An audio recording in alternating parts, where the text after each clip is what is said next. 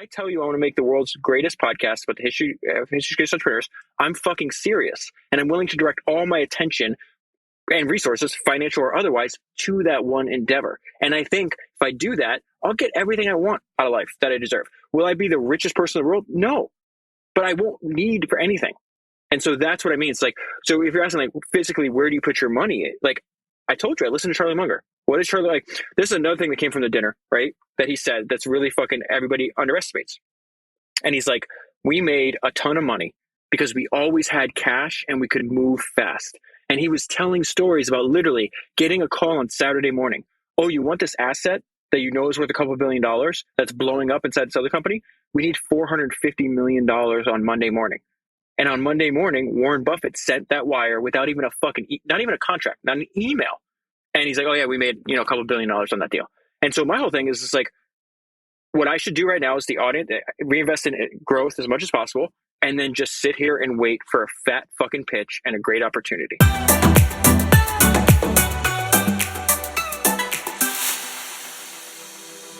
Okay, so you really want me to start with Charlie? Yeah, let's not be bashful and bury the lead. Like, David, you got to just give us we won't be able to focus on anything else until you give us the Charlie story. So we got to just start there. Okay, let me pull up the notes too. Some of the stuff I can't say because Charlie is exactly as he appears at the meetings and online, completely unfiltered. I think in my post I said he was ferociously intelligent. That's 100%. He's exactly as I pictured him to be, considering I've read like every single book that I could find about him. I've watched like all his speeches. I've gone through Poor Charlie's Almanac a bunch of times. It was just unbelievable. Like, I still can't believe somebody, I just saw one of my mentions on Twitter. They're like, this picture looks like a dream or something like that. Like the actual like composition of the photo. And I was like, dude, I still can't believe it happened. So for people that don't know, wind up getting the opportunity to have dinner at Charlie Munger's house. I got to spend 3 hours with him. I got to go through his library. You could ask him whatever question you want. Charlie's, just so you know, is not going to ask you any questions. It's just like, it's the Charlie show. It's like, prompt him up and we'll see where he goes. But I guess like the main takeaway for me was just like, the same thing happened where I got to spend 3 hours with Charlie. And then a few weeks before that, I got to spend 2 hours at lunch with Sam Zell. And like Sam was like sitting directly across from me. It was just me, Sam, and my friend Rick. And same thing. He was telling stories. You can ask me any questions you want. And what I took away from that over 5 hours of experience with these two, multi-billionaires, Sam's like 81, Charlie's like 99, is I get back and I'm like, oh, I'm definitely on the right path. Like the amount of historical knowledge that both of them had, there was not one thing. Like so far, I think I've spent 6 years on Founders Podcast. I'm going to hit about 300 books soon. That's over 100,000 pages. Who knows how many hours, right? I literally could not tell them one thing that they did not already know. And the crazy thing about Sam Zell, and I know we're supposed to be talking about Charlie, because I'm about to release an episode on the lunch with Sam Zell, hopefully like in a week or two, is not only like I try to bring up like some obscure guy that I read about. I would bring up his name. He'd be like, oh yeah, I read the book. I know the company name. He would know the outcome. The dude, considering like how obsessed I am with everybody like knowing who Edwin Land was, the fact that he's the founder of Polaroid and a guy that Steve Jobs like learned a ton about, used a lot of his ideas. And the crazy thing is I've read I think there's 5 biographies on Edwin Land. I've read all of them. I read 3 of them twice. I think I've done 6 or 7 episodes on him. Sam Zell was telling me Edwin Land stories I didn't even know. Like he was in law school with the daughter of Edwin Land's patent attorney. I think there's something to be said for just being there in the moment. Yeah. You retain a different. Yeah. Well, we talk about this a lot, David. Like the idea that these biographies are like revisionist history. They're written, they're spelled out carefully. I wonder what like hits the cutting room floor. Like all the good stuff that never gets written down would be amazing. So we talk about how crazy intelligent, at 99 years old, like you're going to have some kind of cognitive decline. Everybody is. And all I could keep thinking is like, I even yelped one time. I bring up, the good thing is like the dinner starts and, or we get to Charlie's house and behind him, we're in his library, right? And so I could see all the books. Like, I had the advantage because I was like starstruck, right? Like, I guess I should back up for people to know. It's like, I literally look at Charlie like the wise grandfather I never had. Like, I've taken a handful of his ideas and I'm just using his ideas and a combination of other people's ideas. He's just like, oh, that's a good idea if Charlie Munger says it's most likely a good idea if Charlie says it's a good idea. How many businesses and how many founders has he observed? I'll just go down the list. And so one of my favorite things that he ever said is that he says, in business, we find that the winning system either goes ridiculously far in minimizing and or maximizing one or a few variables, right? It's one of my favorite of his ideas, yeah. He's talking about Costco. Then he also tells you, hey, become friends with the imminent dead. It's like, you're going to get through life a lot better if you can understand. I'm going to use one of Eric's maybe favorite word, leverage. He's like, learning from history is a form of leverage. So use the minimize or maximize one or two variables, right? So this is a combination of, and this is something I wrote him in advance. Minimize and maximizing one or two variables, become friends with the imminent dead, take a simple idea and take it really fucking seriously. The idea of learning from the past, of transmitting valuable information from one generation to the next, is as old as humanity, right? And then he says, find what you're best at. Oh, aim for durability, right? Do something for an extreme long time. Because knowledge, interest, money, everything compounds. So you get all the benefits are, 10, 20, 30 years in the future. And then find what you're best at and keep pounding away at it forever. It's like, if you look at those 5 ideas, it's like the combination of that, it's like, oh, that's exactly what I'm doing with Founders Podcast. And having the dinner with him and lunch with Sam, it's like, oh, it's not that you make billions and billions of dollars and then learn all this shit. It's like they started studying this intently. Sam was reading biographies and autobiographies when he was like a teenager. When he was in law school, he was reading Zeckendorf's biography, which is this real estate developer that he's like, I found an idea in there in Zeckendorf's biography when I was like 20, and I used it throughout my life. Same thing with Charlie Munger. Charlie Munger, by the time he was like 8 or 9, Thomas Jefferson and Ben Franklin had already become his heroes. He'd been reading their biographies, studying like the information they had. And so the benefit I had is that this started out in Charlie's library. So Andrew Wilkinson and Chris Sparling are the founders of Tiny. A lot of people on the internet will know who they are. They're huge supporters and fans of Founders Podcast. They're the ones that made this happen. And they've met him a bunch of times. And so this is how starstruck I was. We're sitting there and we're in like almost like a little semicircle. It's only like 4 or 5 of us. It's not a big group at all. And we're all like gathered around Charlie. And I'm looking, I'm like, I'm in Charlie Munger's library. I'm in his house. What the fuck is happening right now? I literally said nothing. I'm just staring. I'm like, I see you on TV, man. Like, I've seen you. I've watched how many hours of your meetings. Like, how did you get here? Like, how am I here? I have a question. What's his, can you set the scene for us? Like, what's the vibe of his house? What's it like? Is it like cluttered, genius, messy, like old school? Like, what's it like? First of all, it's a nice neighborhood, but you have no idea from the outside that a multi-billionaire lives there. So he is what he like says he is. This idea where like when Warren bought the private plane for Berkshire, Charlie nicknamed the plane the Indefensible because he doesn't like spending money. He's dead serious about this when he talks about control your cost. At the end of one of the last things we were talking about after we had dinner is he was like, he loves a deal. He's like, look at this shirt. I think he bought like, everyone was like, you paid like $12 like 10 years ago. And he's just like, you can't buy this shirt cheaper than this. He's just like, because he was also telling me, he'll tell you the people he admires. He mentions them over and over again. And one of his favorite founders of all time is Jim Sinegal. He has like this irrational love of Jim. And so do I. Like, think about what he's built in the economic surplus that Jim's very unique business model has given to hundreds of millions of people. I always tell the story where my wife's family has been a Costco member for 27 consecutive years. Think about how good your fucking product has to be for people to, it's not like it's an auto renew. Like, if you guys are Costco members, like, you got to go back in there and be like, I want this again. Like, I love money Costco again. I wear my Costco sweatshirt to Costco, and I'm like, hey, big fan. Like, I love Jim Sinegal because I love anybody who like threatens to kill his executive team every time they try to raise the price of the hot dog. There's literally like a headline like every 3 years or so, like someone suggests taking the hot dog to $2 instead of $1.50. Jim Sinegal's like, I will fucking kill you. Shut up. You're fired. Mitchell, you gotta explain why you said the viral Charlie Munger tweet is in Costco hot dog territory, because I don't think many people are going to get that.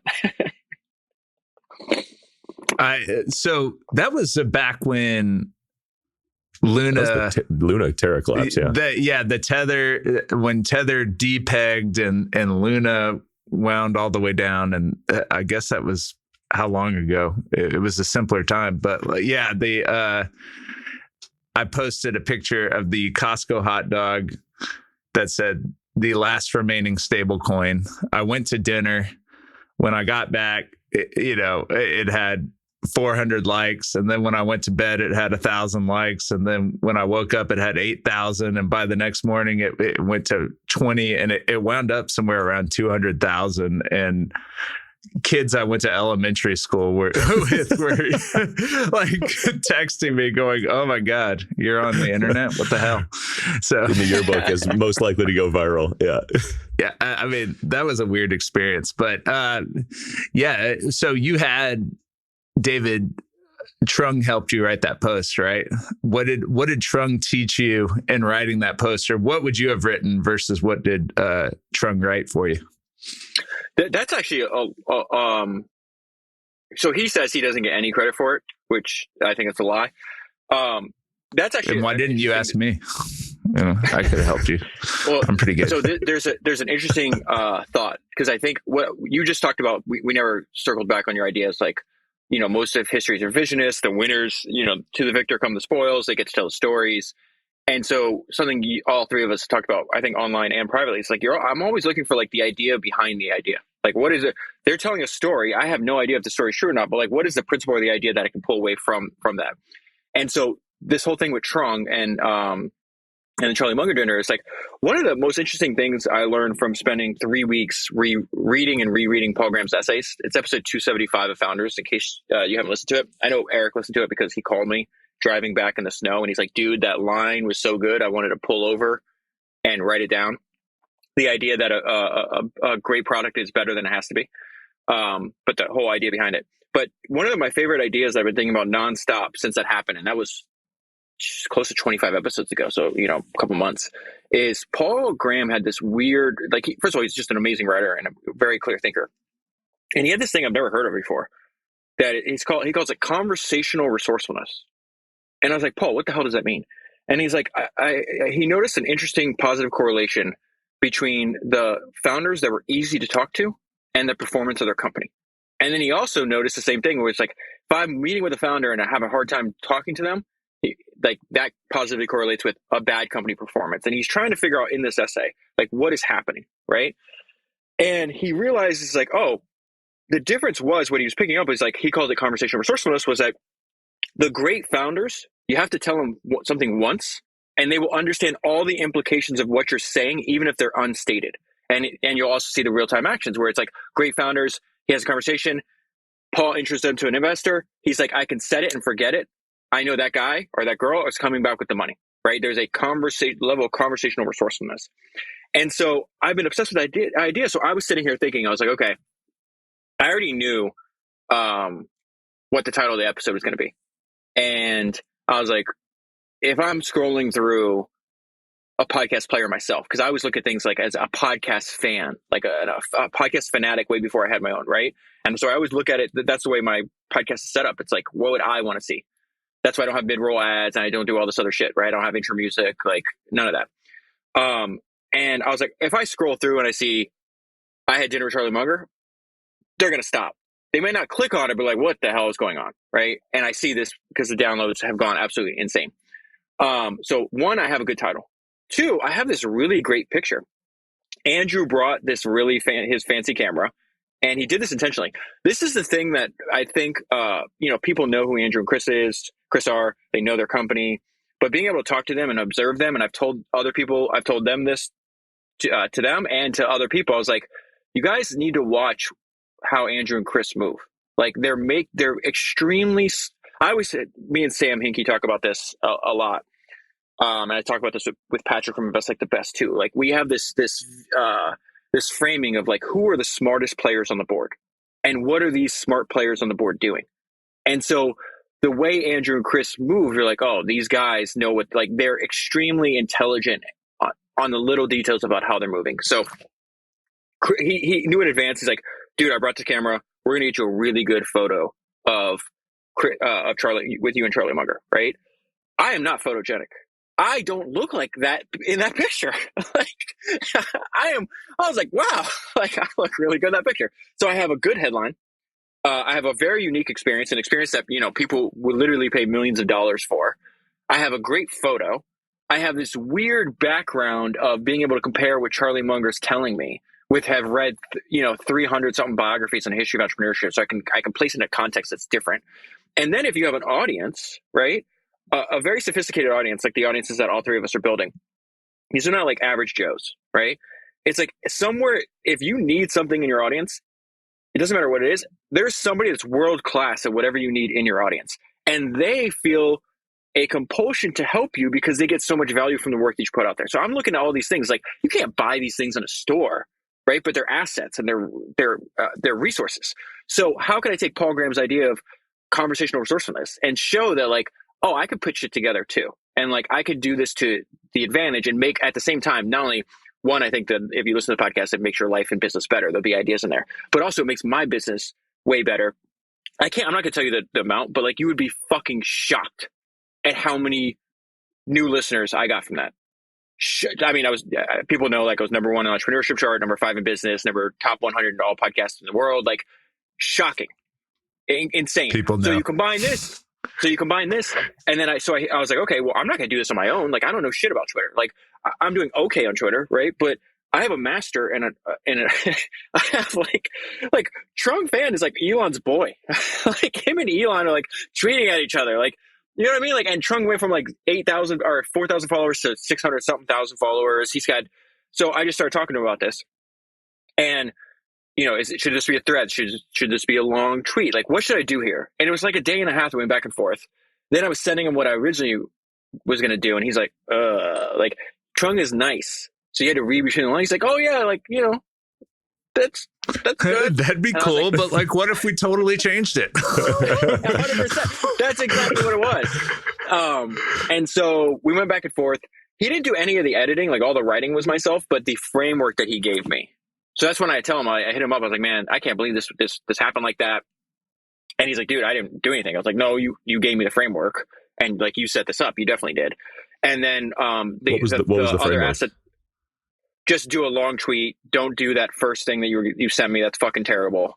And then make it interesting. Like he didn't text Elon for you to throw one of those like sideways laughing faces in the comments. Like that would have been a hookup. No. So and he didn't even like edit it or anything, but he just gave me the ideas. Like, this is what's going to work for you. And those long tweets have been working for me very well. Like the past. They're getting, a ton. A lot of stuff I put up is doing really well. But and then the other asset that I have is that I don't ever ask anybody for favors, like ever. I've never sent a cold DM, a cold email. I should. This is a mistake on my part. I don't ask Mitchell for anything. I don't ask Eric for anything. I don't ask anybody for anything. And for this, I was like, listen, man, I'm going to do the Charlie Munger post. Can you guys just boost it?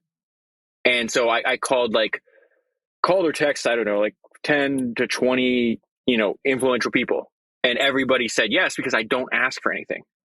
And so that, like, I think 2 hours after I posted it, Trung texted me, he goes, this thing's going nuclear. Because he knows.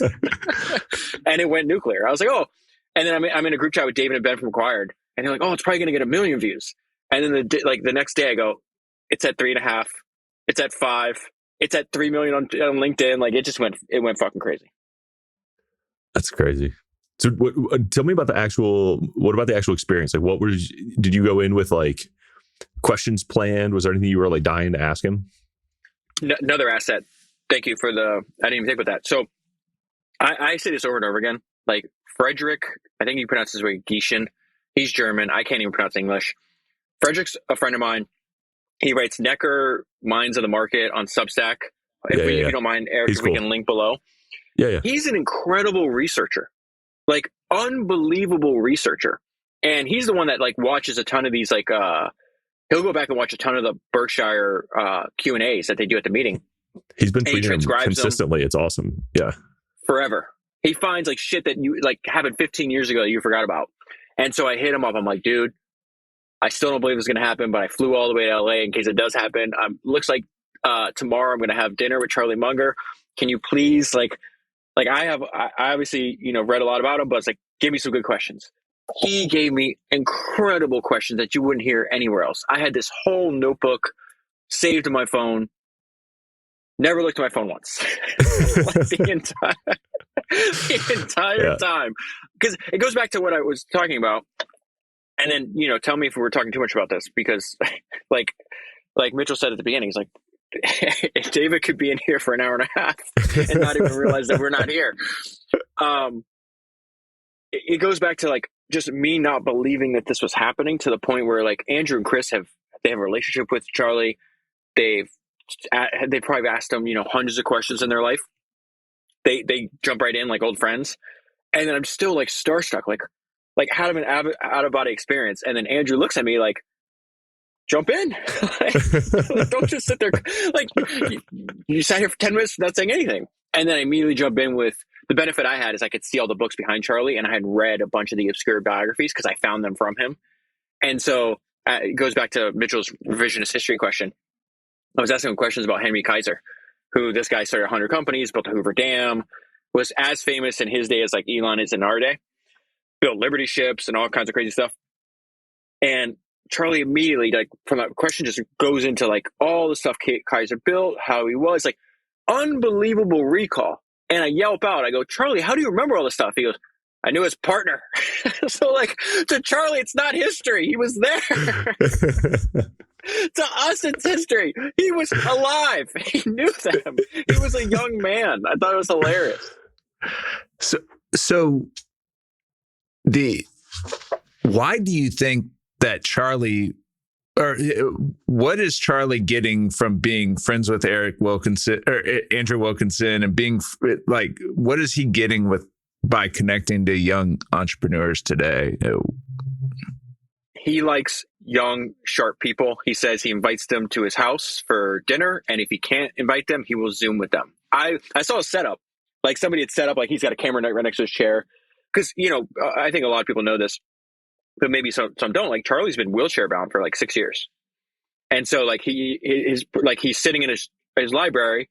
And so he's got a camera here, and he's got family members and other people there that can help him with technology. But at 99, he's still relentlessly curious, still wants to meet intelligent people, still wants to help them, because he knows that Andrew and Chris are they're building a version like Berkshire on the internet.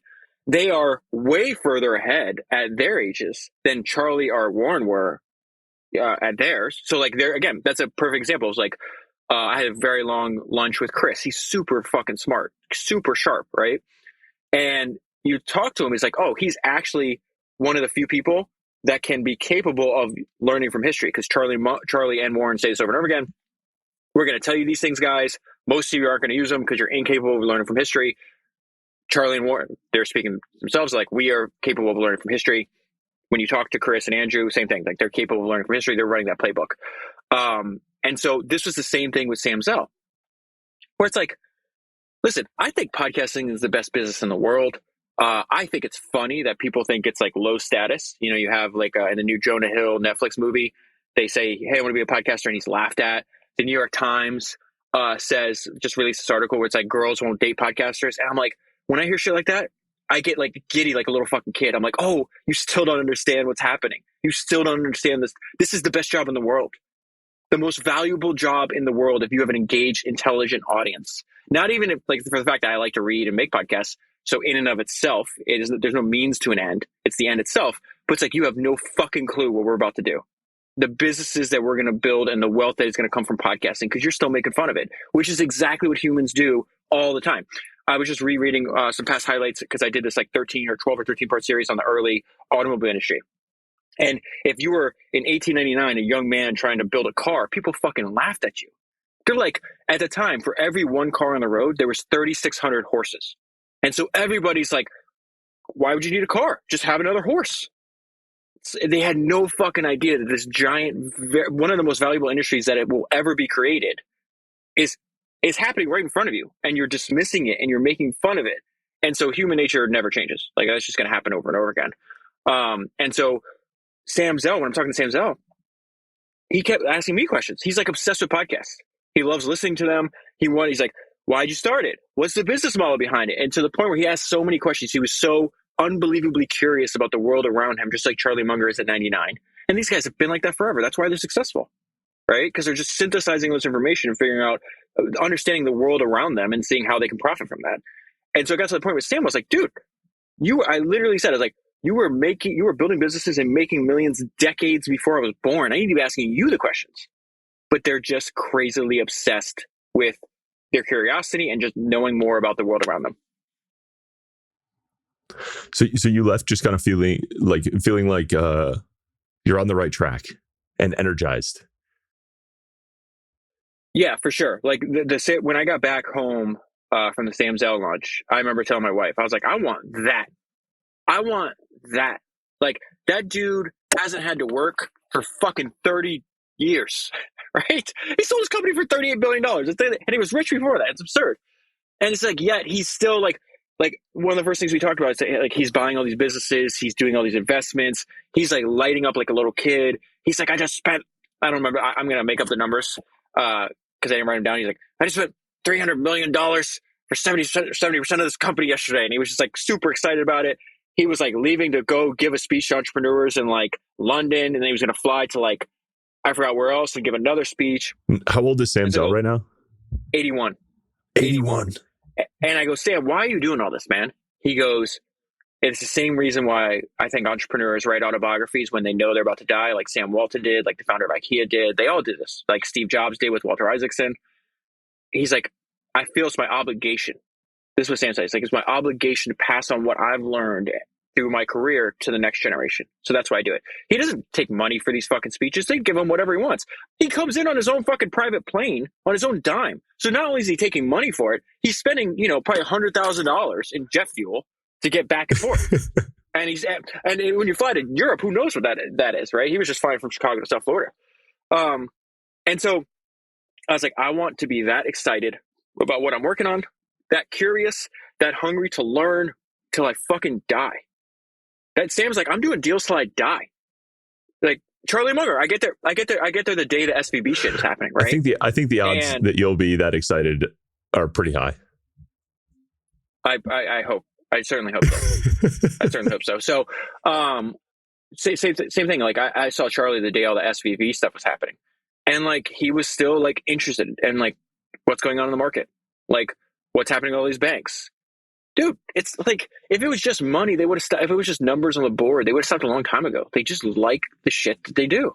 So I tweeted at our friend Chris Powers the other day and was talking about how you worked in relative anonymity for, 5 years. And then in this last year, your life's totally changed.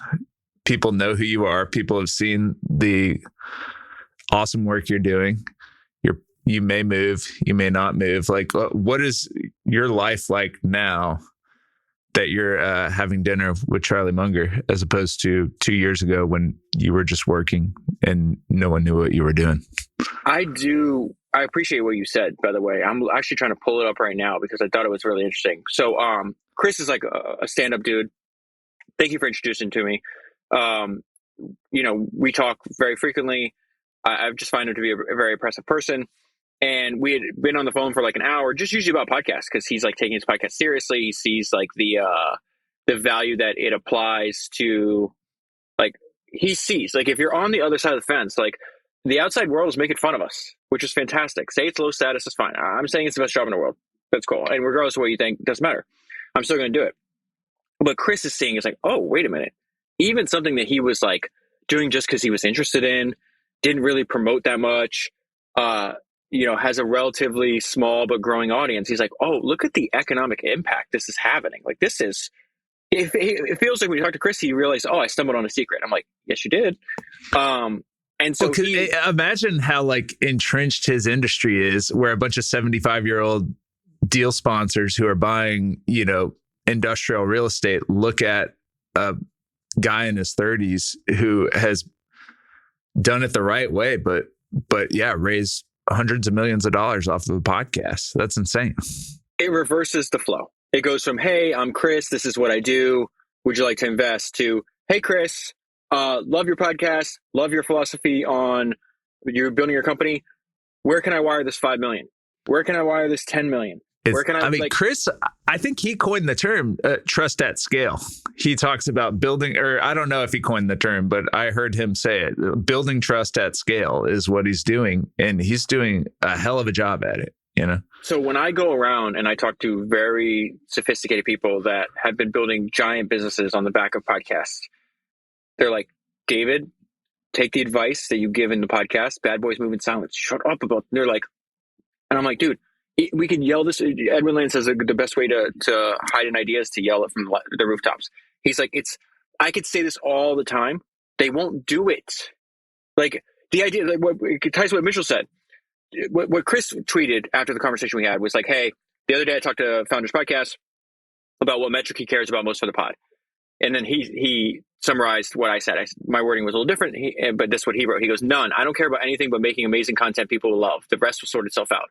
I use different words, but the idea behind that is it was like, laced with expletives is what happened. No, I don't. you were screaming the F word. No, I don't look at metrics. Like I don't, what happens is when you log in to upload a new episode, you'll see, and I'm always surprised. I'm like, oh shit. But I don't like, what percent are people finishing, or like none of that. I'm going to do what I'm most energized about and enthusiastic and passionate about. That will transform through the medium because audio is straight up energy transmission. I will do it forever, and time will carry most of the weight. You know, I'm not gonna be like, oh, this book underperformed. Maybe I don't do books in that category anymore. It's like, I liked it. And so the Mitchell responds to this tweet, and he's like, a lot of people will say that they don't care, like what I just said about the metrics, but few will spend 5 years building one of the best podcasts in the world in anonymity. And then he screenshots the first episode, which came out September 19th, 2016. How did this discussion even start? You asked a question about, how am I like yeah. So I always thought it was a good idea. I thought it made sense to me. It just made logical sense. It's just like when you read biographies, all of history's entrepreneurs learn from people before them, and yet this like very new entrepreneurship industry that is like servicing entrepreneurs with like information. It's like everything is about like what is happening now. Like, let me give you an example. And I don't want to like, I'm not trying to hurt anybody's feelings. Like one thing I learned about from David Ogilvy is he's got this concept of a code of conduct. And he's like, I love gentlemen with brains. When you meet Charlie Munger, you realize he's a gentleman with brains. He's unbelievably smart, but he's unbelievably polite and nice. So I'm not going to say what this was. I got invited, this magazine had this like event. I don't like going to fucking group dinners. I'm introverted, right? I like small, intimate, 1, 2, 3 people at the most. Against my better judgment, I went to this thing. And whatever, like 2 hours, I sat there and didn't say a word. So that tells you everything that you need to know. At the end, they're like, hey, we're having these events and these talks, and write down on a piece of paper, or like what they gave us, like who you'd like us to see. Cause like they have these giant events where you can get like the biggest names in business, right? Because of who is putting us on. And they're like, well, who'd you write down? I wrote down Sam fucking Zell, because he knows more in his 81-year-old fucking brain than every single other person that like every 25-year-old founder put together. Like, but no, if you look at the last boom and bust cycle, right? You would see that there was an idea that was tried before and it doesn't work for X, Y, and Z. Now, did you solve for X, Y, and Z? No, you did not. So it's not going to work again. The same shit that Sam Zell talked about, where like he'd bring up this idea where you have this fundamental mismatch of people like WeWork, right? Where they like sign 15-year leases. So they have long-term commitments and then short-term customer cycles. He's like, David, that didn't work in 1952 when Richard did it. Didn't work in 1960, did it? And he can tell you the year, the fucking name of the guy, the name of the company, and why it didn't work. If you're going to innovate, you have to solve for this fundamental mismatch, or it's just going to keep replaying over and over and over again. That is my point. So I did not think, I swear to God, I remember I put out episode 30, which is the second time I read Elon's biography. I was like, I'm going to put this out. It's going to be so popular. I'm going to have a built-in audience. No, I did not.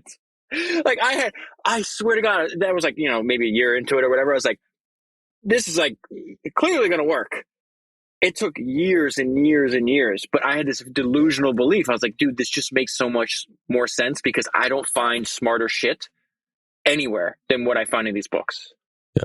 I mean, for like, to your point on the podcast, like for context, my podcast now, just thanks to like a good sized sponsor that we just signed, that's going to do a full year's deal. Scribe will be the episode. This is the first episode they will have sponsored. So I signed a deal with Scribe. Thank you, Scribe. I was sponsoring this episode. I didn't blackmail you into it this time. This is year 3, 60 some episodes, 1,000 hours, and probably between $50,000 and $100,000 of hard costs into this episode before it turns profitable, let alone pays its investment off. Like, it's a long slog to create a podcast, but everything after that turning point, I think it just becomes immensely valuable. But I understand, man, why there's a long tail of small, struggling, hard podcasts, and it's a huge battle to make it that long psychologically and financially to like get through that point. But we all know sort of what's on the other side, and I don't blame people for being like, that is a mountain that I don't want to climb. Like, I get it. But that's where all the valuable businesses are built. You know what I mean? Like 100%. Anything but that's like easy to do. Anything's easy to do. You have a lot of competition. I think the pain comes from the mismatch, right? Like, it just looks much easier and cheaper and faster road to success than it is. And people think it's like, oh, well, if I can build a Twitter account, I can build a podcast. And it's like, those are different things. A Twitter can help you build a podcast for sure, but like, you have to think of it like building a business, going into the J curve, spending a few years of spending money and time, like playing chicken with failure, knowing that you have to persevere long enough to break through. But that once you do, you have something incredibly valuable. So we do these, like, we're doing this like reoccurring meetup on Eric's podcast, right? And I think the main point of the reason we want to do this is because like we're all engaged in the same thing. We're like trying to build a business online. They're different businesses. We have different aims. And so we think, hey, let's get together and not just talk about Charlie Munger's dinner, right? Let's talk about like the stuff that we're doing. And if you don't mind, like, I just want to piggyback on what you just said, where I talked to a ton of, like, I'm in a bunch of like these podcast chat groups. I get a bunch of like DMs or whatever. I'm sure you guys do as well. And specifically for the podcast, like building an actual podcast, I think what you're speaking about is like the reason it is so difficult is one, there's no centralized like network pushing you out. There's like no algorithm, right? But two, it's people think it's a thing, and I think it's a medium. They think it's me just hanging out with my boys, pressing record, and I'll just upload it, and then I'll be as famous as Joe Rogan, a few years from now. Like, I'm not going to say who, but Mitchell sent me this podcast. He's like, hey, they have giant social media followings. They're not getting any traction at all with their podcast. Do you mind listening to it? And I listened to it, and the diagnosis was clear. It's like, I'm 20 minutes in. I have no idea what the value proposition of what you're doing here. Like, treat it like a product and a business, right? Like, when you look at how I describe the value proposition of listening to Founders Podcast is the first sentence in the description. Learn from history's greatest entrepreneurs.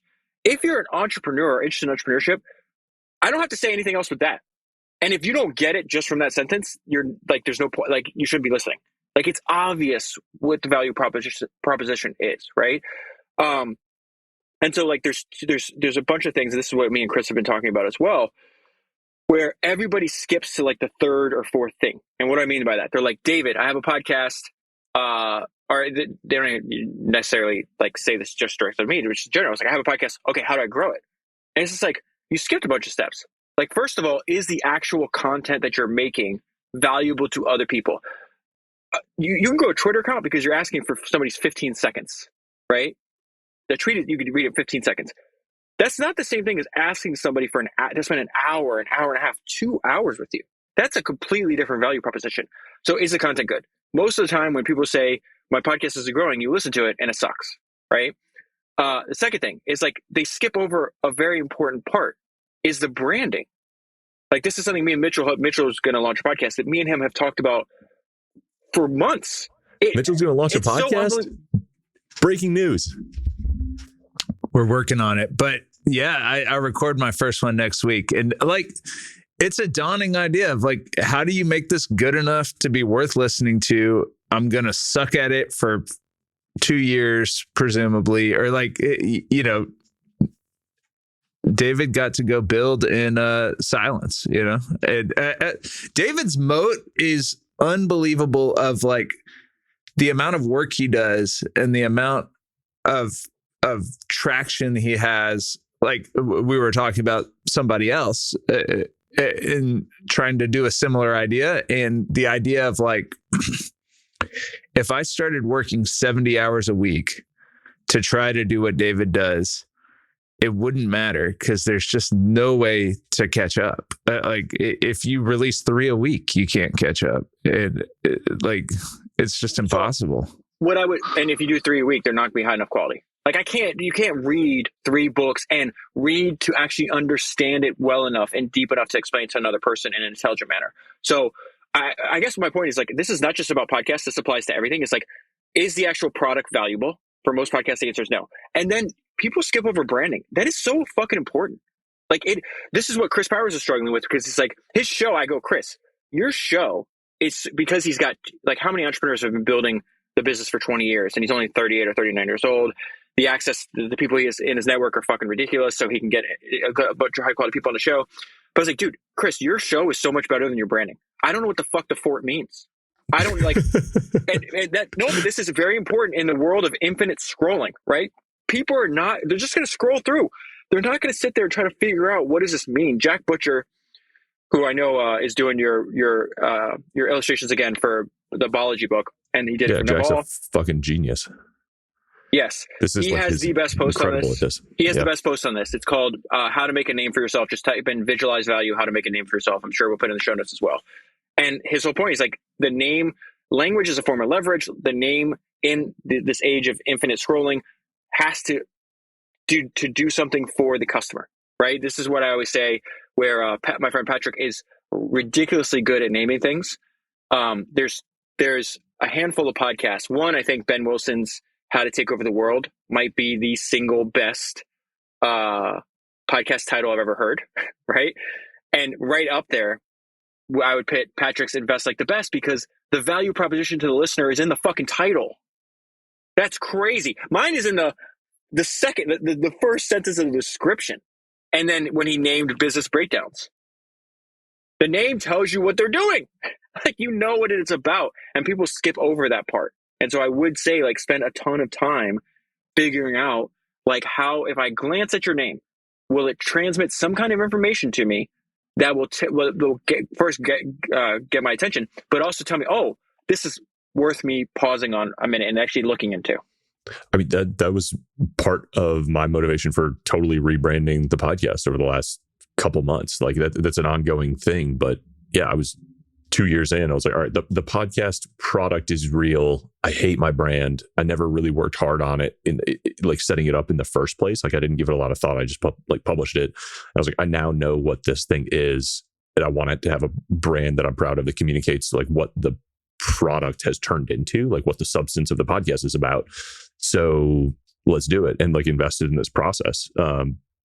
But it's totally sort of changed my relationship with the product and how excited I am to share it. And I get amazing feedback on it. I feel like it just changes how people feel when they're listening to it and what they are getting out of it, even if all the words in the episodes are the same, right? Like the wrapping paper matters so much to the experience. It's a double, your name is a double entendre. If you think about it, it's like, okay, it's a description of what you're doing. You're just hanging out and recording conversation with your smart friends. But because of the parasocial relationship of podcasting, which is somehow deeply misunderstood and still underrated, right? It's like, oh, Eric's hanging out with his smart friends. I get to listen in. Now I'm part of the smart friends. Yep. Smart friends is like the value proposition of podcasting as a whole, right? Like, yeah, if at the end you can hold the identity of being a smart friend, like, or the best podcasts get to go what Pete Holmes says, you made it weird, and his listeners get to be weirdos, you know, or like, if you can become a part of the community that the podcast builds, if you can be a smart friend at the end of it, that's what's identity. Dax Shepard's like armchairies. Oh yeah.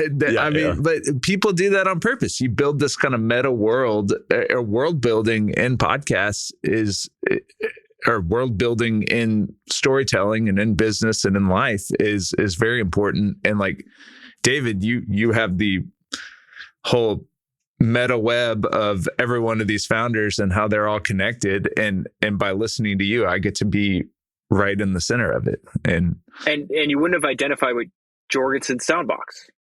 No, like terrible. Smart Friends is not like double. It's not twice as good. That's like a 10, it's 10 times, 20 times at least. as good.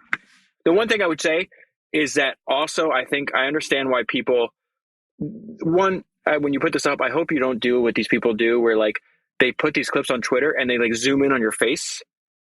Everybody's copying that. And I think that looks terrible. It's just like this fucking giant head coming at you. It's fucking talking. It's like, well, back up, buddy. Like, whoa, give me some space here. I'm going to take that clip and put it on Twitter immediately. It's going to be like just your nose and your mouth. Especially doesn't work well for me because I got a giant fucking head. But another thing I think that people are not focusing enough on is matching the medium, right? Where like, if you guys go look at my Twitter and you compare my follower count to the views I'm getting and the engagement I'm getting, like, dude, all these podcasts produce interesting lines. They should be text, not just clips. And they just work so much better. Where it's like, I scroll through on Twitter, I never fucking sit and spend, I'm not gonna spend a minute and a half watching a clip on Twitter. That's not what I'm here for. But I would spend 30 seconds, 20 seconds reading a text. And this has happened multiple times where the CEO of Colossus is getting Matt Russell. I saw his tweet before I saw it in my podcast player where Patrick has this great interview with Doug Leone, who's the guy that helped build Sequoia, right, into the massive business he is. And Doug has this line where he's like, I want you to know we were killers, not killers to make the most money, killers to get the job done. And like, it was like a paragraph, maybe 2 paragraphs. And I responded, I was like, you just convinced me to, I was like, what is he talking about? Like, I want to know more about that. And I would have listened to the episode anyways, but like it prompted me to like do it sooner, and I was like, oh shit, this is so good. Winds up listening to it twice. Then I talk about it on my podcast. So, you know what I mean? Like this from one simple block of text, which matches why I'm here on Twitter to begin with. So Eric, you have a book coming out really soon, right? Great transition.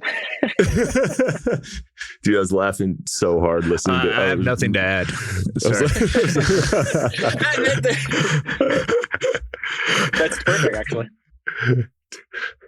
How many inside Munger jokes were dropped during dinner? Were you guys just like nudging each other? Like, I have nothing to add. Was peanut brittle present? Did you break out some peanut brittle and just start working? So when I flew into the airport, they have all the See's Candies like kiosks there, and I'm like, I should bring him peanut brittle, and I didn't. I don't know why I didn't. I was like, that would have been perfect. No, but he talks just like that. Like in his, wisdom is prevention. He takes these very complex words.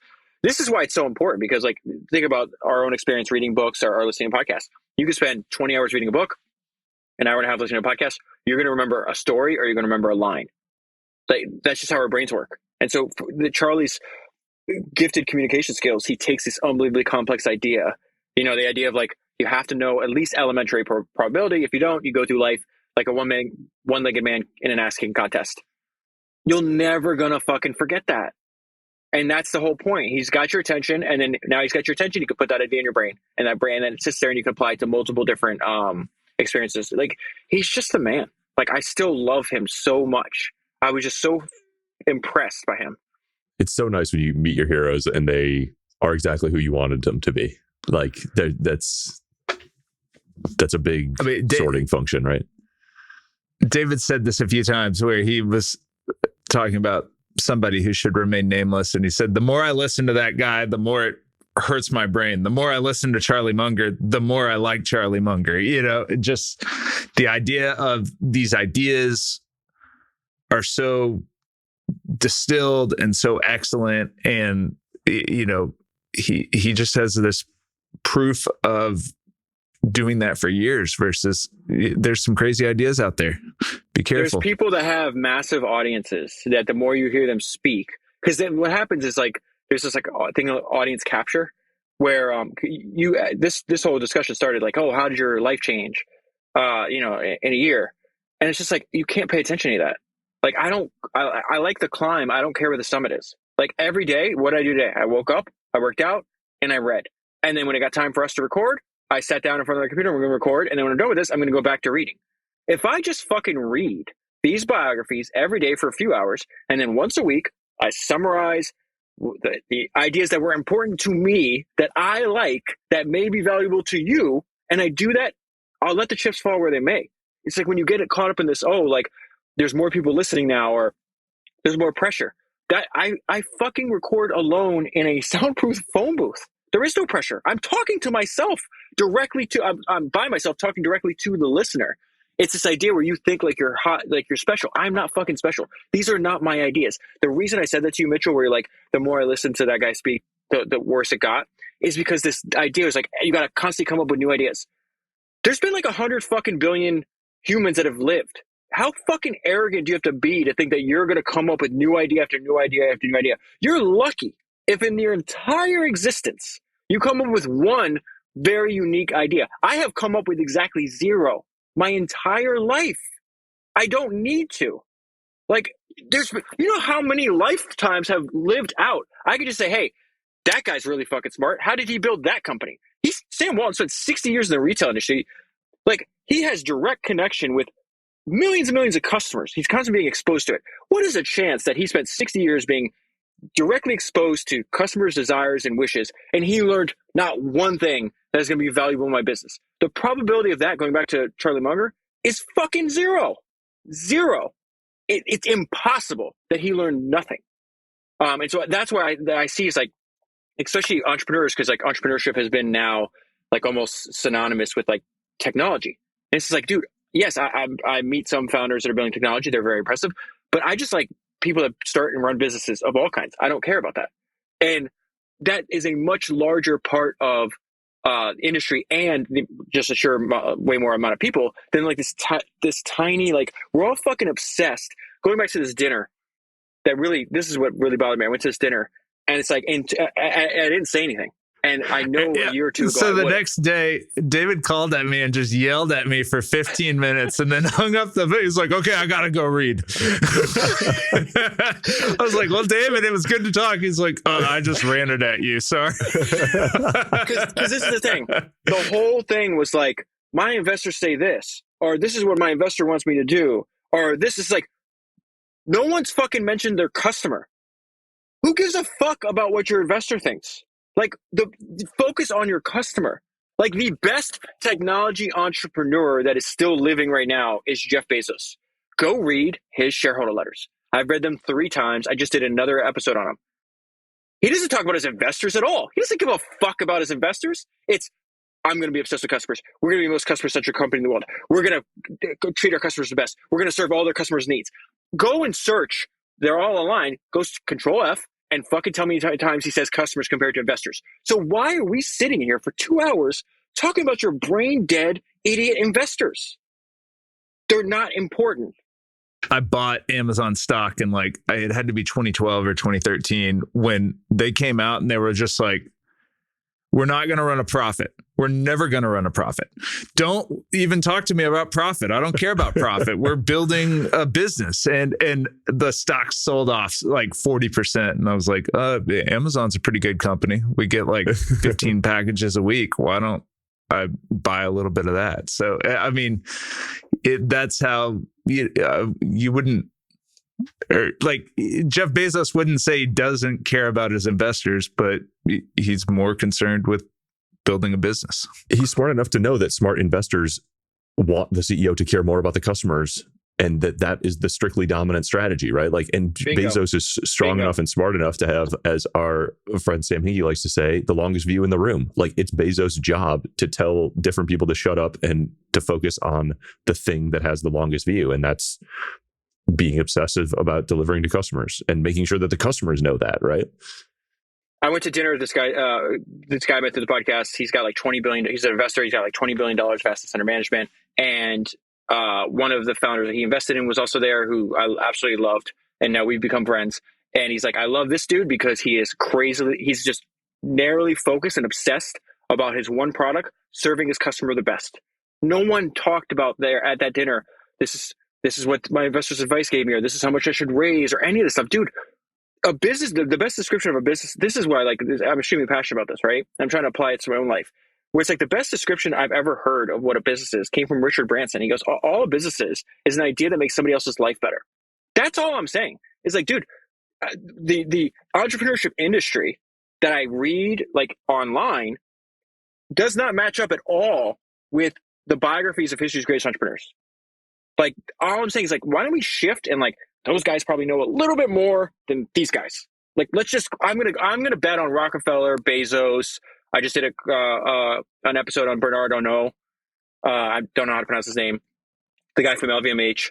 I'm going to go with Sam Zell. I'm going to go with the Mungers. I'm going to go with the Buffetts. I'm just going to go with those dudes. And if you want to read this 22-year-old who raised a bunch of money and his company is going to be sold for pennies 2-3 years from now, God bless you.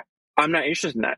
Time is the best filter. I'm going to go with the ideas that have been exposed for decade after decade to time and are still standing. So, Eric, you are a capital allocator.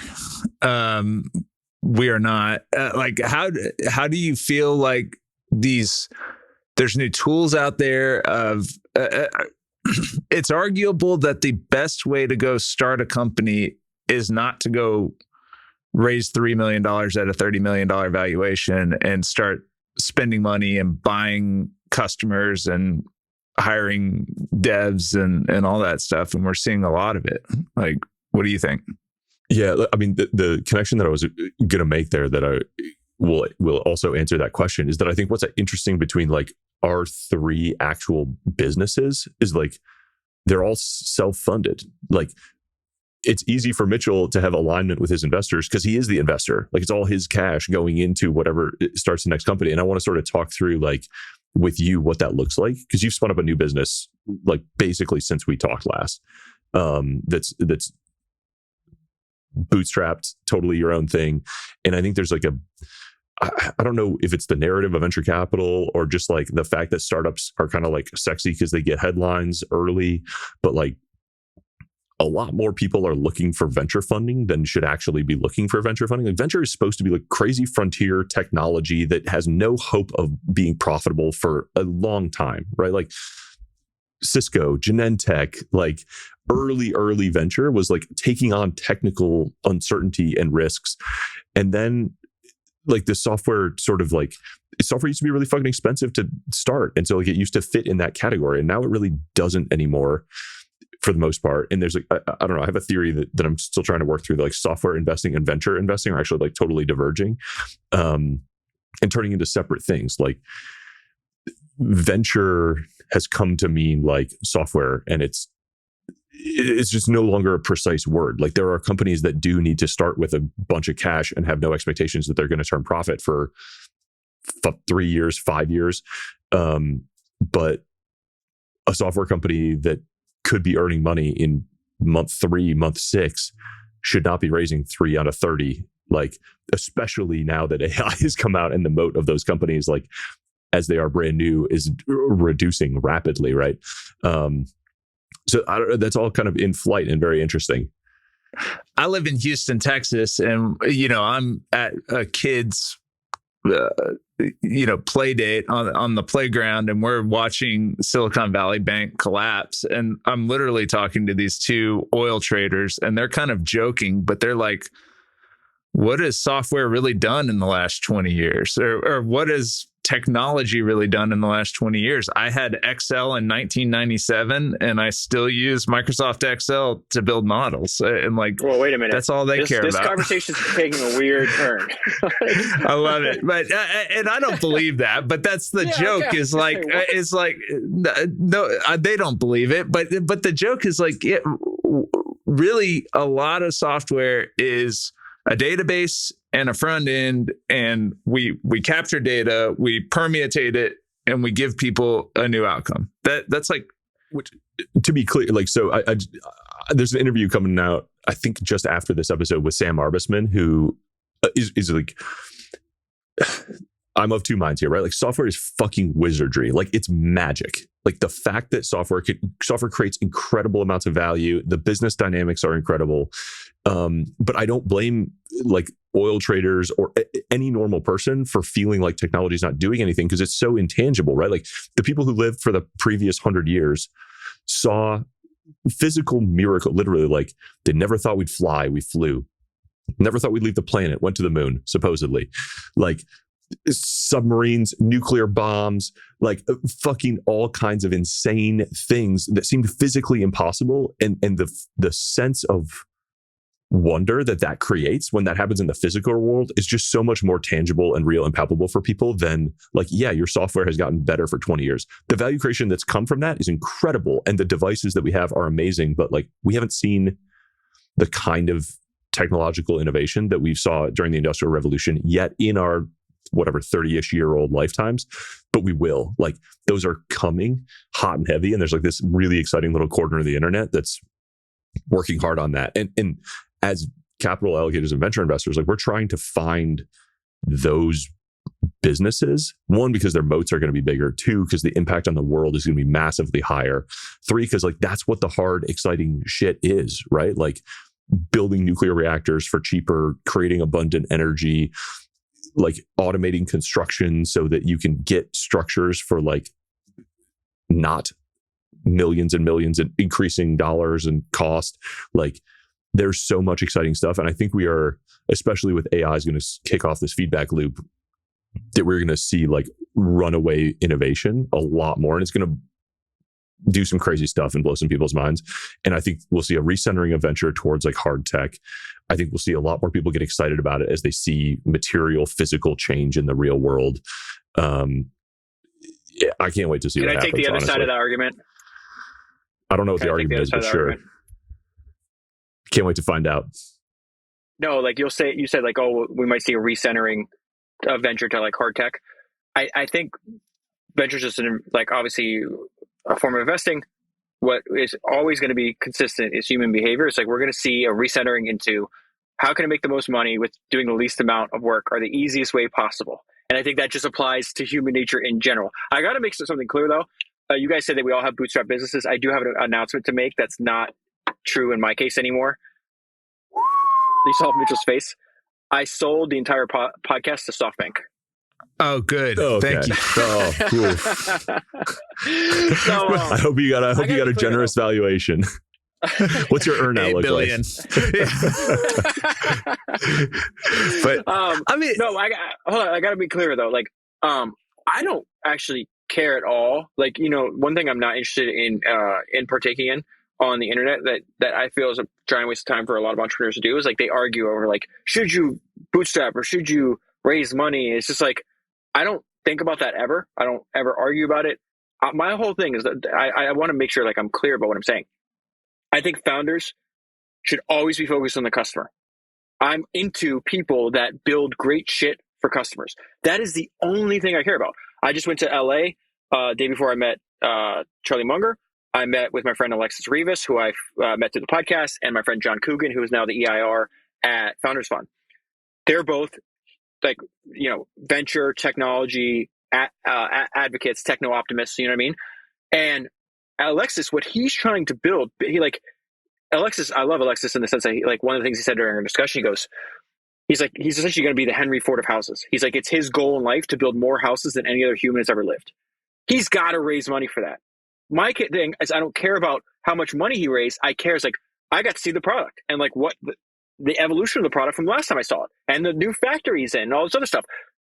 That makes perfect sense for him.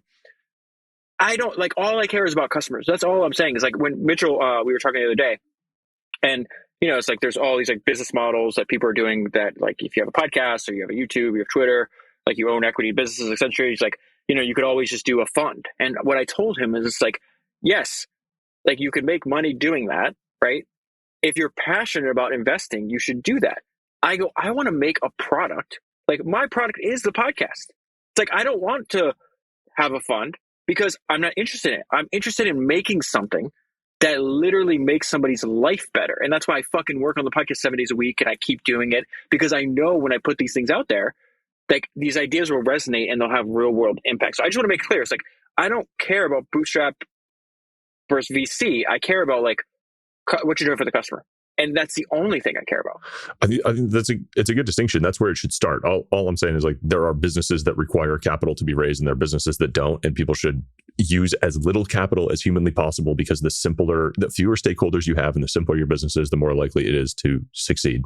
And I know there's a reason that Mitchell doesn't go raise money for each new investment or new company he spins up, and it's like, because it makes it simpler and faster and easier. Well, I mean, I was starting Better Bookkeeping, and Better Bookkeeping is not nuclear fission. Like, we're just trying to do a thing that's been done for a very, very, very long time, and we're trying to add benefits to the customer, and we're trying to build a killer product. And it's going to be this small productized service that, and the less money I raise, the less big it has to be for me to have it be a legitimate success for me. So that's how I think about it. But like, I went to a bunch of really, really smart people who I trust and I like, and I went to other smart people who I just got to meet, and I talked to A16Z. I did the meetings and I did everything I could do. And it literally, I just said the adverse fact pattern of like, this business could be successful with 300 customers that pay $1,000 a month. Right. And they're all like, yeah, it could be. And if you don't want to grow bigger than that, you really shouldn't take on investment, because you'll have a bad time, because we want you to be bigger than that. And so, I mean, and I can be bigger than that, or this business can be a lot bigger than that. But it's just people, or if you called venture capital debt, which is what it is, people wouldn't be as excited to take it because it's debt. Yeah, that's you knew you knew the destinations that you wanted, and you want to keep your options open to have like, not a small business, like that's a big business, but that is not if you raise venture capital specifically and it's that scale, that's not a successful business. But if you don't raise capital and you reach that same scale, it is a successful business, right? And there's all kinds of like new options in the middle for like raising small amounts of much more patient capital, or like all that kind of stuff. But I think what you're doing is so smart in that, just keeping it really, really simple, and in the like building this family of businesses that all sort of reinforce each other. I just had this thought. We just referenced earlier, like the revisionist element of history. You're reading the stories. You can't tell if they're really true, but you're looking for the idea or the principle behind it. I'm hearing you guys talk, right? And then thinking about the context of this, like the discussion, how its place, and like what you hear from other people, like other entrepreneurs or other people that are interested in like business building, right? And all I could think of is like, this doesn't make any fucking sense.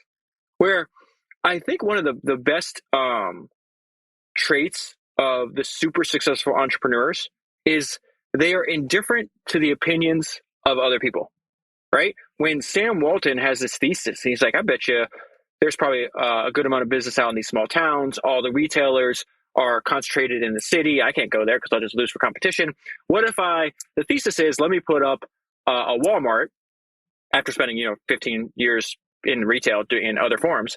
Let me bet that if I just compete on price, that people in these small towns will drive very far fucking distances to save money, right? No one else believed that. So Sam didn't go around like, hey, what do you think of this idea? He's like, I trust my own judgment. I'm going to reason from first principles, and I'm going to test this hypothesis. Turns out that hypothesis was not only correct, it was correct to where it created the richest family in the fucking world, right? And then I'm sitting here listening to this. I'm like, okay, well, who else is indifferent to the opinions of other people, right? Because like this idea where what's happening is people will have their way of wanting to do something. And it doesn't, like in our domain, we're talking about business building. Do you raise money? Do you do software? Do you, whatever it is. It's like what religion you are, where you're going to live, what team you should cheer for. Human nature is, hey, I am so insecure in my opinions. I need to try to spread them. So then the more people that agree with me, I feel better about that. I think the best entrepreneurs don't give a fuck. Like Bezos didn't give a fuck. Like the idea is like, what I did was I had this thesis, and I went to the smartest people I could find who had what I thought was a incentive to talk me out of my thesis, and then tried to get them to talk me out of it, and they didn't. So then I just kept moving. Yeah, you know, I'm not saying soliciting opinions of people you trust is the same thing as not caring what they say, right? Like, let me give you an example. Munger just did this speech. Frederick just tweeted about it, where he it's like the Henry Singleton CEO of Excellence Award, and this came out like I think like a month or two ago. The video is excellent. Frederick's summary of it is excellent, but he talked about, he's like, Singleton. So the list of entrepreneurs that I've studied that are completely indifferent to the opinion about others and that trust their own judgment, right? They're going to take in information, but they don't need you to agree with them. They don't care if you agree with them, right? Singleton's got to be on that list. And Munger made the point where, like, when Singleton does these buybacks of Teledyne, I think this was happening in the 1960s, if I remember correctly. He's like, nobody was doing buybacks. So he's just like, oh, I trust my judgment. I'm going to do this. And then but Munger makes the point in that presentation. He's like, oh, now everybody does buybacks, but they do it wrong. Singleton did it when the price was good. These guys, and Munger, I think he said these idiots or something. These idiots do it when after the price is already like increased. And then he's like, that's the exact wrong time to do it. The book that I did, I think it's episode 286, Warren Buffett and Charlie Munger speaking directly to you. I found the book because of Eric Jorgensen, so thank you very much. It's this excellent, excellent book, maybe one of the best books I've ever read. It's called All I Want to Know is Where I'm Going to Die, So I'll Never Go There, Buffett and Munger, A Study in Simplicity and Uncommon Common Sense. While you guys are talking, I searched my Readwise for that book on my highlights with the word opinion. And this, I think, is demonstrating, it's like, if you see a bunch of founders online arguing with each other, they haven't done the work necessary, right, to trust their own judgment. And it says, this is what Lauren says, I would say if Charlie and I have any advantage, it's not because we're so smart. It's because we're rational and we very seldom let extraneous factors interfere with our thoughts. We do not let other people's opinion interfere. Later in the book, 40 pages later, Buffett again, we do not read other people's opinions. We want to think. We want to get the facts and then think. I never, this whole time, did I think, I'm going to put this out there and say, should I raise money for the podcast? Should I bootstrap it? Should I do this? It's just like, go ahead. You're like shitting on Mitchell for like collecting information before he starts his business. I'm not shitting on him. And you did this. No. It's coming off as shade. And I'm going to say the last episode we did was you doing the same thing, talking to all the other podcasters, figuring out that you shouldn't do a paid feed. Like we are all, yeah, we learn from history, but like we are also consulting with like people who are in our field who are ahead of us, and we learn from them. And well, I'm sure we disregard a good portion of the opinions, but like I'm not making this. Then if that's what you're hearing, then I'm not communicating clearly enough, because that's not my intention. I would never, first of all, shit on Mitchell. That's not my intention.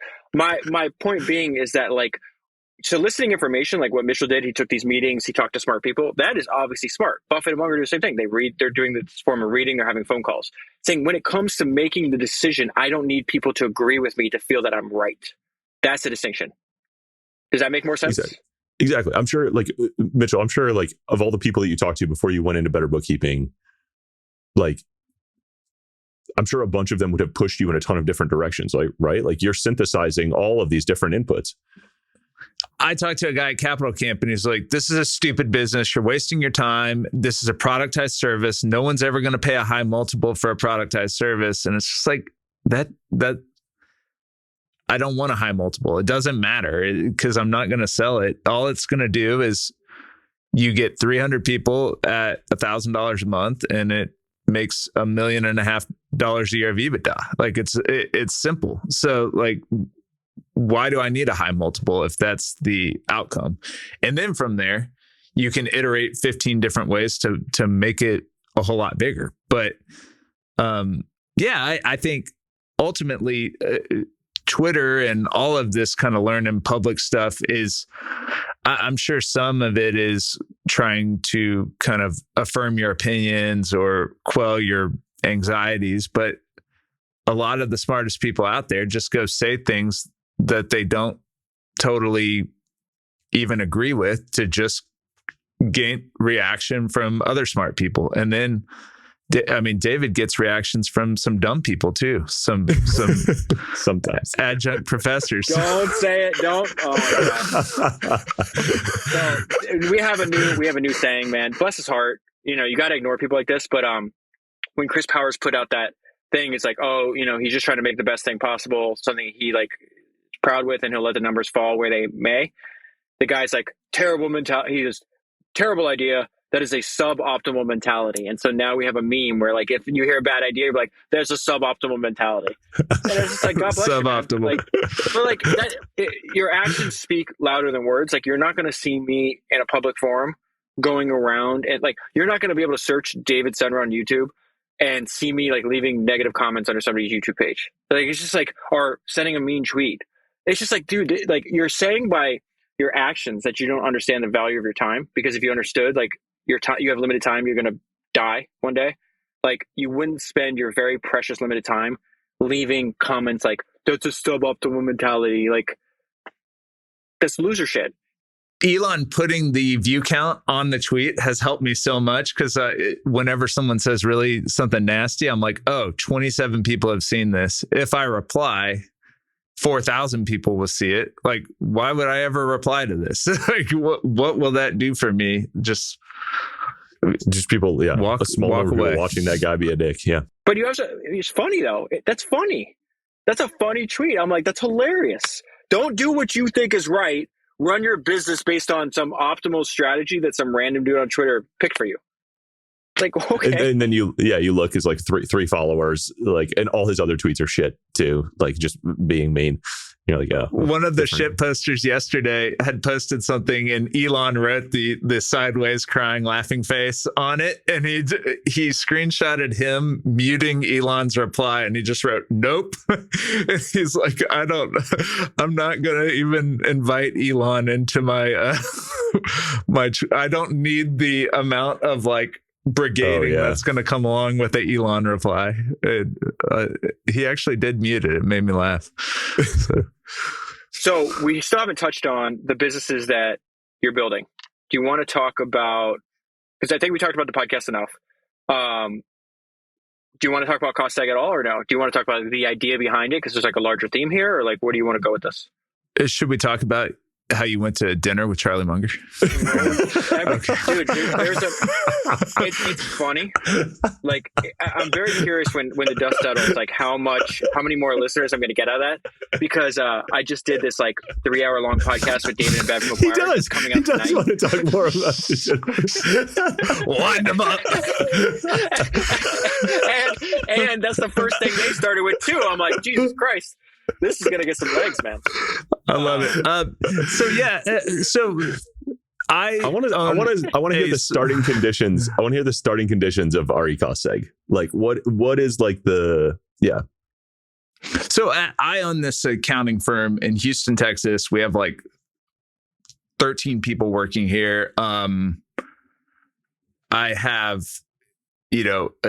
a partner in this business, and that's a pretty recent new development, and it's not exactly finalized, but so like there's a constraint as to how big. Is it SoftBank?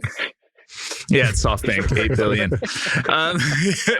It's a longer amount, but but like there is a maximum size that I feel like I can grow a really high touch boutique accounting firm. And, we have 150 clients, and I don't think I'm going to have 4,500 clients 2 years from now. Like it's just impractical to provide the level of service that I want to provide to the clients I have to be able to grow fast enough.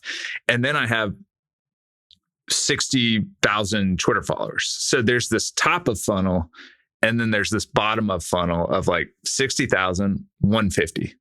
And I'm like, man, I got to do something in the middle. That was my mindset, and the kind of problem I was solving is that I need information products, I need a productized service, I need something to sell to all of these people who, to your point, David, want to reciprocate value, because I've just provided a bunch of value for free, and Yeah. And like, I have a thesis. I have trust, and I have a thesis of like, my thesis is start a business, buy real estate, use the tax benefits of real estate to crush your income in your successful business, enjoy all the cash your business kicks off, pay no tax. So I'm trying to like implement this in my own life. I implement it in my client's life, and I advise people on the internet to do that.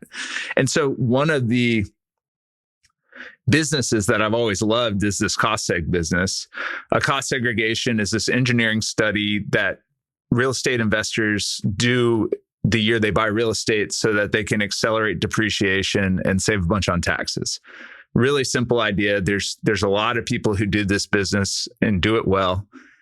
But, you know, what I have is distribution. My partner in this business is Nick Huber, Sweaty Startup, and he has more distribution than all of us combined, in that when he tweets stuff, he has a way of tweeting, of getting a lot of people to notice what he tweets and get hot and bothered. And he's willing to get crucified on the internet by everyone in the world. I think he enjoys it, by the way. So willing is not even the characterization I would do. But so basically, my wife, Melanie, is the CEO of this business. We have a bunch of employees. We have employees onshore, employees offshore, and we built this system of how to basically build these studies at scale and do a really, really high quality job. But there's a few secrets. One is distribution. 2 is technology, and 3 is great employees. And we've stacked all those together. And I mean, it crossed yesterday $1 million in sales. And we started it, I think, really, we started working in earnest in like July of last year. So, and it's getting bigger every month. So 9 months. Yeah, this chart you shared is amazing. What is the wait, where's the chart? I don't see it. In the notes that Mitchell and I have looked at that you haven't, clearly, that are guiding our conversation. Oh, the what to talk about? You know, I like to go green, man. Just like put on the mic, let's go. I'm perpetually prepared. Mitchell, I want to know, what does day one look like when you spin up a new self-funded business like that? Like you spent a few months like putting the pieces in place. I assume like talking to Nick, being sure that you had, you know, a distribution solution like with equity on day one. You spin up a bank account. Like, how much money do you put in? How do you, like, did you know Mel was going to run this before you really started it? Like, how, like, talk about putting the puzzle together. Yeah. So the way we did RE Costseg, and then like we have another one in the works called Tax Credit Hunter. That's a similar idea of running a playbook of doing R&D tax credits, ERC tax credits, 45L tax credits, a lot of these tax credits that are available in real estate and to startup owners. The way we're starting that is different than the way we started RE Costseg, where with RE Costseg, it's me, Nick, and Dan. Dan is Nick's partner, and we get a domain name, and we get a Twitter handle, and we get a logo, and we get a bank account, and we have a lawyer draft up a really simple operating agreement. We put $40,000 in a bank account, and we just start working. And Melanie came in pretty early on because it was going to be me, and then we were going to hire somebody, and then we were going to hire a CPA at first, and we just didn't find anybody who was the right fit. And Melanie was already working in my business and had kind of done a lot of these projects that we have this architecture in Baldridge of like, we have all these no-code tools. We have a client portal that we use. We have ways we invoice people. We have ways we do accounting. And like, we kind of ported a lot of that over into this business. So we already had this kind of like framework or system or operating system of how this business was going to work on the back end. And then Melanie hired 3 people And then we were building the model. We were building a lot of the kind of inner ways of how this business was going to work. And then we started, talking about it, getting new client leads, selling business. And then we started hiring people like crazy. We're at, I think, 26 people now in the business. And we Costseg, hired, right? Or no? In Costseg, yeah. Okay. And I'm looking at the thing now. This is super impressive. Okay. Thank you for And sharing. you never needed more You than that showed 40 it- grand to get started, right? Yeah. Yeah. So- we returned Hold on, real the quick. 40. Sorry. Because Eric mentioned this graph. So it shows insane revenue growth, which is congratulations to you, by the way. But also, like, you guys are doing really well controlling your costs. It's insane and profitable growth. Profitable from month 2? Like, yeah. So how much did you have to burn down to? Or were you making money right away? We've returned here. I gotta go into better bookkeeping and look. But I think we returned the initial capital, I think somewhere like 3 or 4 months in. Like we returned all the money and then we went from there. Guys, this is a good list of questions, by the way. I like this. Thank you for making Oh, this good. Thanks an for hour and a half into the podcast. So yeah, we Do you remember, returned all the that money text in you sent November. yesterday that you said looks really good, guys? That was the link. This was what was in the link that you clearly didn't even click when you sent that. Looks great. No, I did. I saw the top where it's like David met Charlie Munger. You saw the title of the document. We were like, David met Charlie Munger, 1.5 hours. Okay, then we have like 40 other points to cover. But so yeah, we spun it up. It became immediately profitable. I mean, we've paid $0 to acquire customers. We've sponsored a couple of conferences, and then we've gotten to work. We've been able to control costs in the sense that we built a model that scales. And really, over the last couple of months, we're working toward the tax deadline and trying to get a huge chunk of the work out. But then beyond that, we keep building these meta processes of like using scripts and using, systems and refining. That'll be And we're the exact working now- playbook for the next business. Yeah. Yeah. And then we're building an app around the whole process and system, Yeah. So something I'm curious about because this is a great example, and it's something that David and I have talked about a bunch too. Is like, I think Nick is far ahead on this, and you are too. We will see more and more and more like creators either being given equity in businesses from the beginning and relied on as the distribution solution, or sold equity in businesses, and like we'll transition away from like paper ad sponsorships and then affiliate deals and then like long-term partnerships and then just like full owned equity. And this is something that Nick does amazingly well. He's done it with Support Shepherd. He's done it now with Costseg. But I'm curious what the like arrangement looks like, for lack of a better. I know you and Nick are really good friends and have high trust and stuff like that. But like, is there a certain expectation of like driving customers or sponsoring podcasts, or like, is that a discussion, or do you just kind of have like, we trust him to drive customers, or we're all working to drive customers, but we know we have kind of an ace up your sleeve? Like, what does that look like? Sure. So David and I think both will like may end up in some of these conversations, or already be in some of these conversations too. Sure. So like when like we're launching Tax Credit Hunter right now, and the lawyer's drawing up the paperwork, and we're talking about how we're going to start that. And we started the new business. Like now we have a guy who works for the Costseg business, who is the manager level director of operations, subject matter expert, that as soon as we got traction, we were like, holy shit, we need to hire a real, operator who's done this for a while, who knows all the trade secrets of the business, and we are doing that with Tax Credit Hunter on the very front end. We're hiring a guy out of PricewaterhouseCoopers who's done R&D credits for like Apple, you know what I mean? Who's been doing R&D credits for $1 billion businesses. And he is our first hire.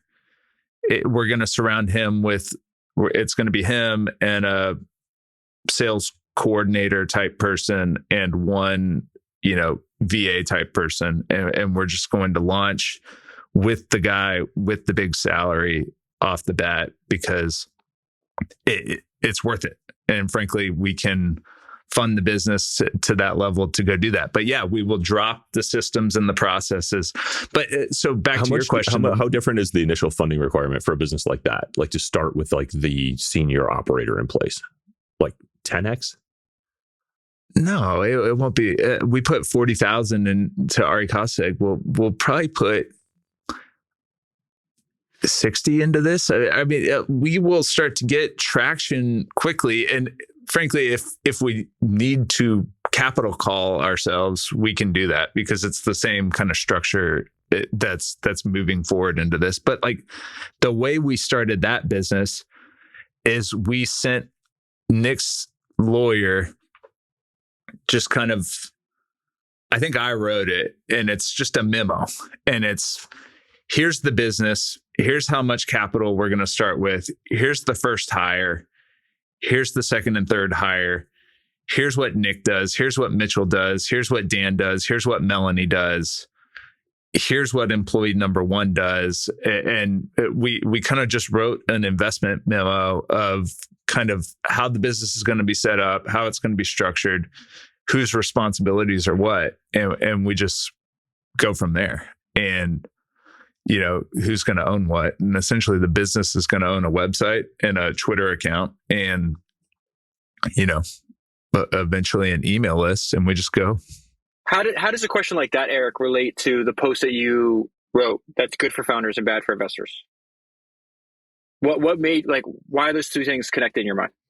This is what's interesting about like Mitchell's question earlier, right? Like compare like Mitchell and Nick starting a company, putting in 50 grand into a bank account and building up the value of the equity from there. I don't know what you declare your like initial equity value to be when you're first putting capital in the business, but I'm sure it's like relatively small, right?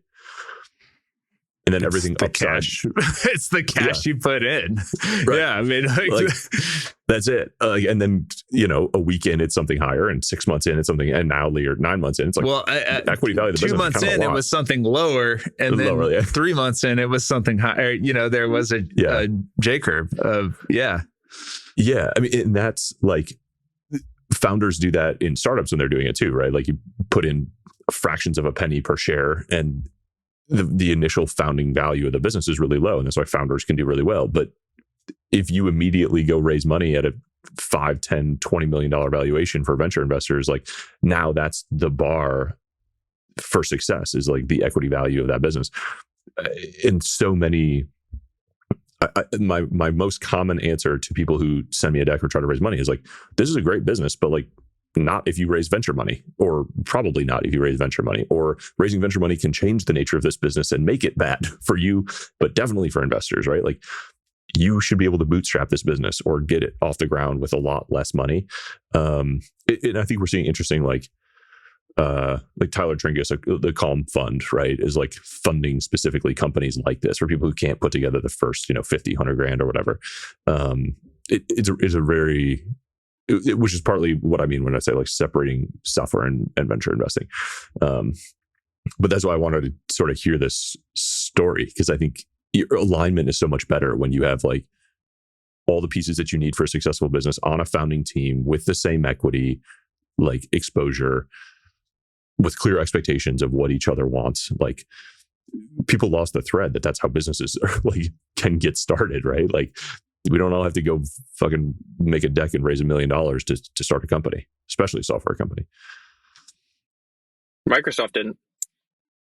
Paul Graham had one of the best tweets the other day, where he's like, somebody asked, "What's the biggest bootstrap company in history?" And Paul's like, "Microsoft." And then people in the comments like, "They raised VC," and it's like, you don't understand the early history of Microsoft. They sold 990, almost 1 million shares for $1 million. Like when they already had millions and millions in profit and millions in the bank, they did that just to get the guy on their team. They never touched the cash. Business. Never. There's a great biography of the early days of Bill Gates' life called Hard Drive. It's one of the best books I've read because I'm obsessed with like the early life of the founder, and then it ends right after Microsoft IPO'd. And they're like, we just took the million and put it on top of, he said, we just took the million and we put it with the rest of the millions that we had. It's just like, they were unbelievably profitable. The year before they IPO'd, I think they did 140 million in revenue and 38 million in profit. What did Bill Gates own when they IPO'd? I think like 40%, 45%, some crazy number like that.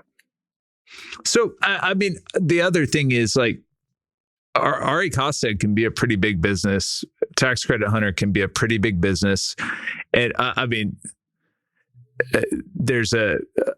we are running a playbook out of Tax Credit Hunter that somebody has already ran a couple of years ago, that they raised $60 million and tried to acquire a bunch of customers. And it just never, I don't think they ever made $60 million of revenue. And it's just like, it's a simple business. There's no need to raise money. There's no need to, the reason that people raise money is because they have to go spend to acquire customers. Well, if you can build your own marketing machine or build your own distribution, you don't have to spend to acquire customers.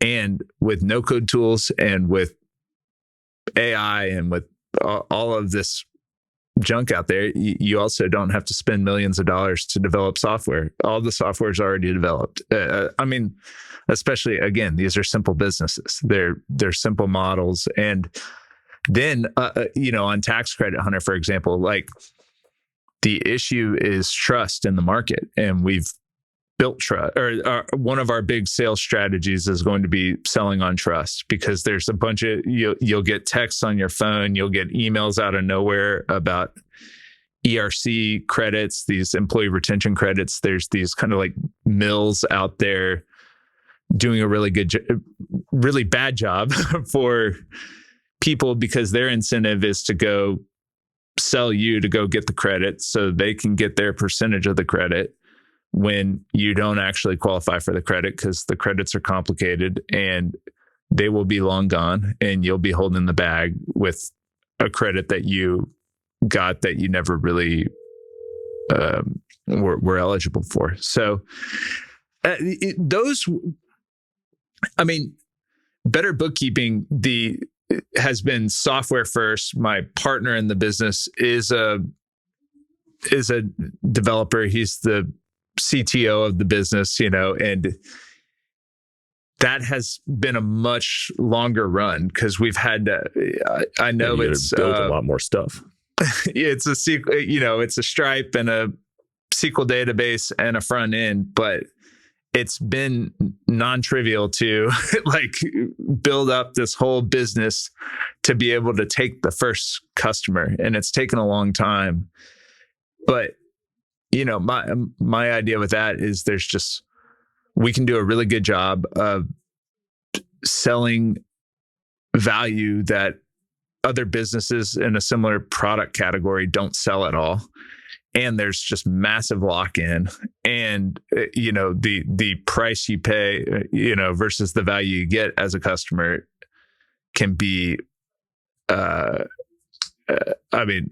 again, I want 300 people at $1,000. I have two questions for you, Mitch. I have two questions for you listening to you speak. The slog, it's almost like you're on two opposites ends of the spectrum. Better Bookkeeping, way more of a slog than maybe even initially thought. Costseg doing way better than you would probably. I don't think you thought. That's a slip and slide. Well. That's not a slog, right?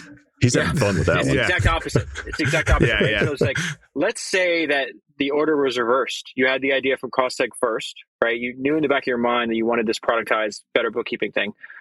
But do you think that if 6 months ago Costseg was producing as much profit as it is now, would you have even still entertained the idea of doing Better Bookkeeping? Would that have affected your outlook at all? No. I think Better Bookkeeping is a business that can be 40 times bigger than Costseg can ever be. So, and I think, but not at 300 customers. Not at 300 customers. Not at 300 customers. No, but it should scale really well. Yeah, that's your Yeah. first thing where it's like, because I've heard you say that a couple times. I'm like, wait, it could sound. We've had Just the this discussion, addressable so I know market that's not what is your so intention. big. You're not saying I'm going to get to 300 and stop. You're saying that's like the minimum. It's a successful business, and then we'll scale from there. Correct? Correct. But the 300 customers is like a very That's successful a happy business, plateau. Yeah. and it's a very And you can get there. attainable thing that, by the end of this year, I can be well past 100, and into the, by tax season of next year, we'll talk next April, I will be at 300 customers, and it will be a good business. And then that's the time you go raise capital. Or, if you have an idea of how you can go raise $2 million, spend it and return it in a month and a half, and reap the rewards forever, like that's how you think about capitalizing these businesses. Why is better bookkeeping a better business long term than Costseg? Like, is it because the market's bigger? Like, well, the larger market. Let me back up. I have a weird question. Much more revenue per user, higher margin. Well, I don't know, higher margin, but how would you kill Costseg? Costseg has a regulatory component that sits on the back of it. There's this thing called bonus depreciation. There's this thing called the deduction, which is a gift from Congress. And, going down from there, we're in the like sweet spot of Costseg of, in 2017, Tax Cuts Jobs Act gets passed. They allow 100% bonus depreciation on used property, which just changes the game for how many people can use a Costseg. And that thing's sort of slowly unwinding in front of our eyes. I think it'll be extended, but so they could change the law, and then you don't have a business.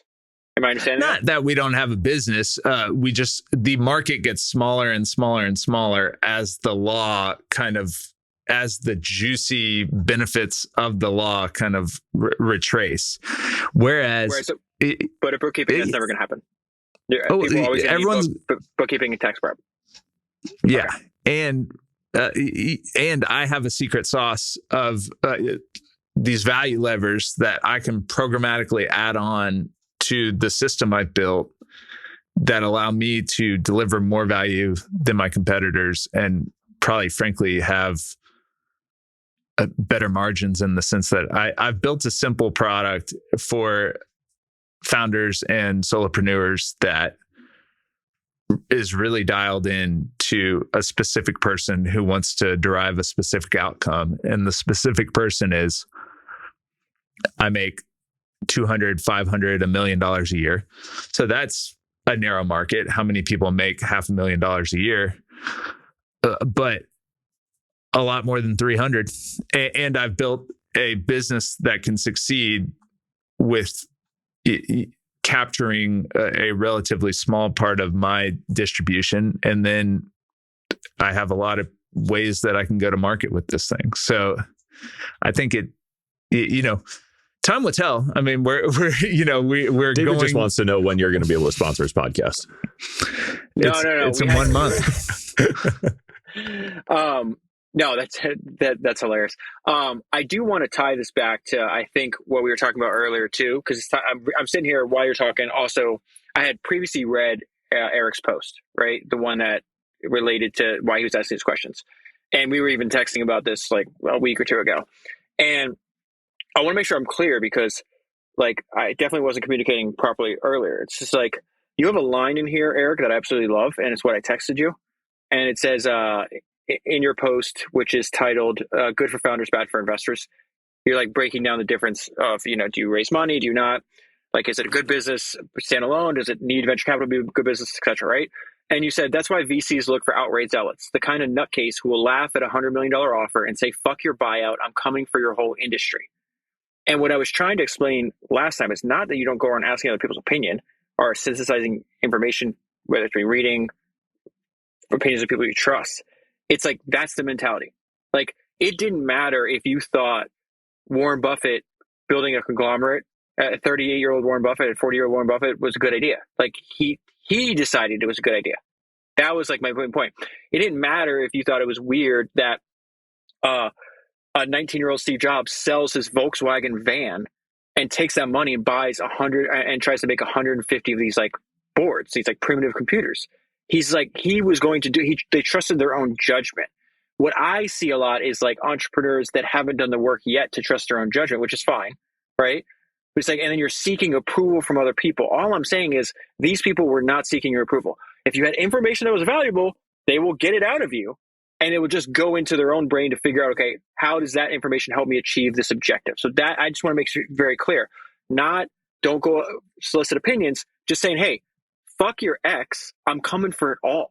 Like, I am so passionate and zealot for what I'm doing, and I believe in it with everything, that I'm willing to dedicate my precious and limited life energy to seeing this thing created and live in the world. That was my point. That's what Mitchell's doing, I think. Like, his big picture, he has that conviction. Yeah. With every one of these businesses, we're building a foundation where ultimately with all of these businesses, what you do is you drive the price to zero, and you capture the whole industry, and then you sell credit cards at the end or something.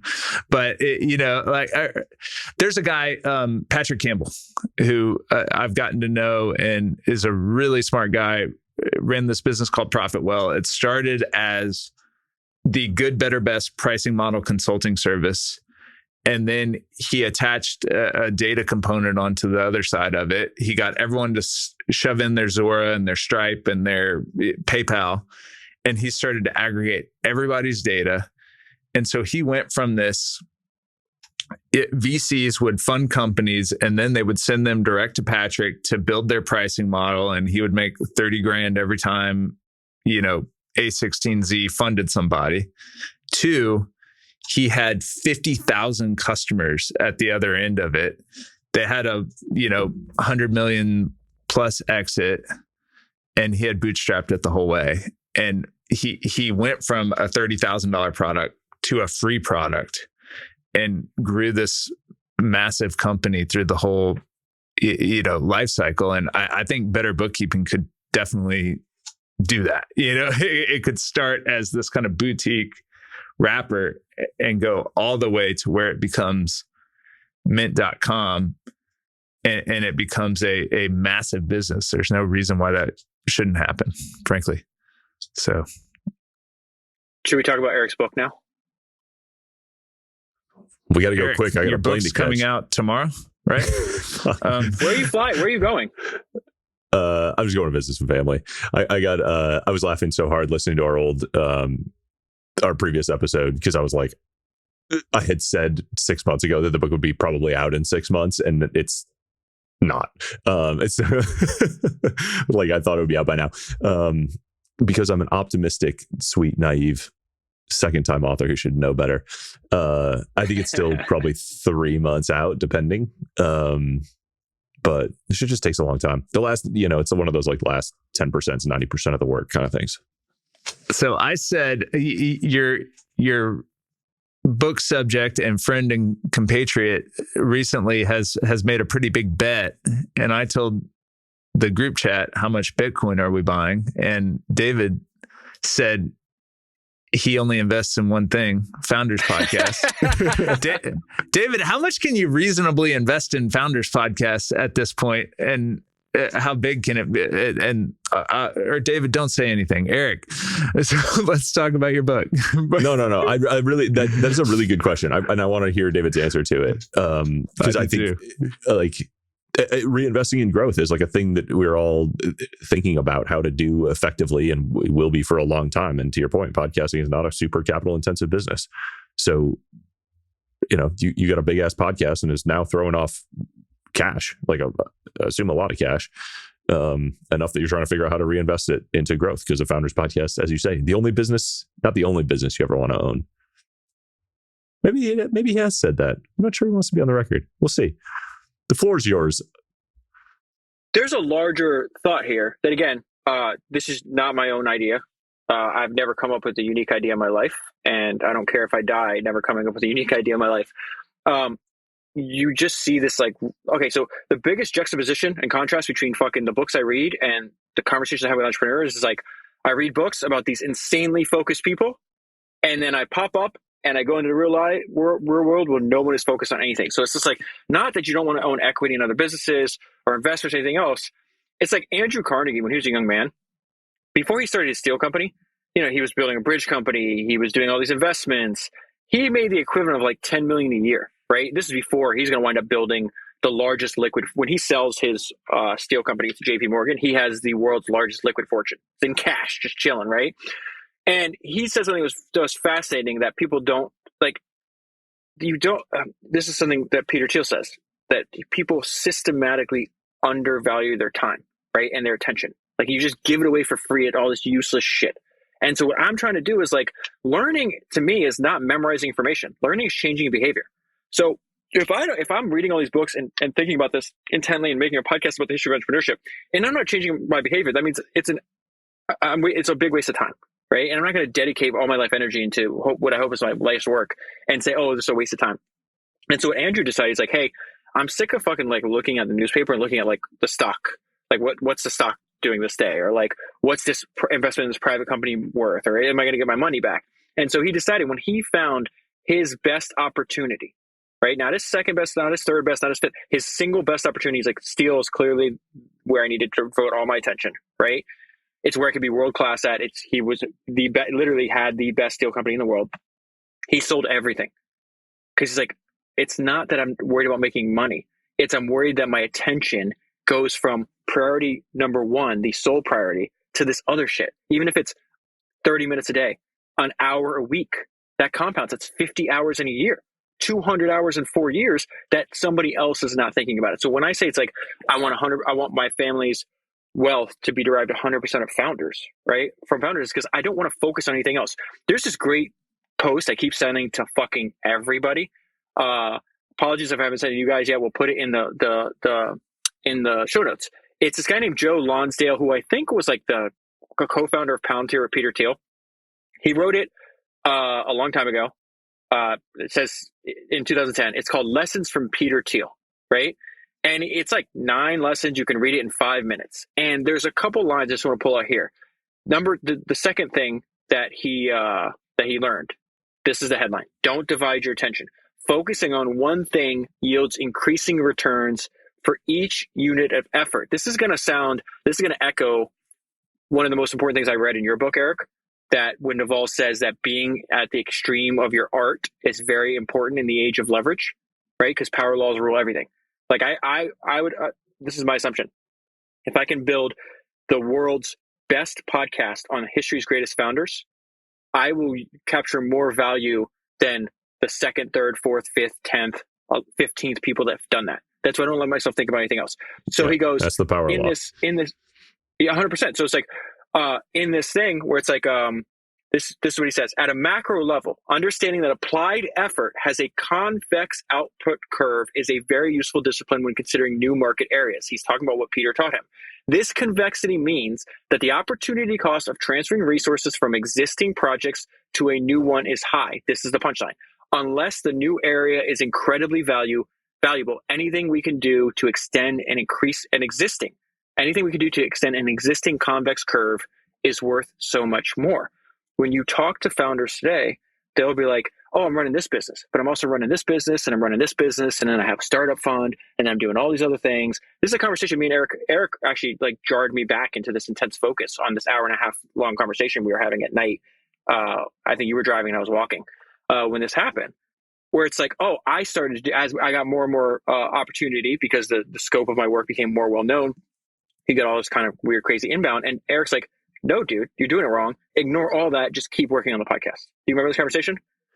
Yeah, because it's what you have told both of us a number of times. Like we have always like admired your focus. And I was like, this is the first time I've ever heard you be unfocused. And I think it's just like you get pulled into all these crazy rooms and directions and given these wild opportunities and shown all these other paths that have been successful for other people. But to your point, like that's not the power law. And if superpower is your focus, then... And it was super helpful you drawing me back. I'm like, no, dude, like that's not, you're making a mistake here. Like you need to get back on your path. So this is my whole thing is like what I told Mitchell yesterday about the fun thing. It's like, man, listen, I understand. I don't give a shit what other people do. I told you like rule number 2 that I teach my kids is mind your own business, right?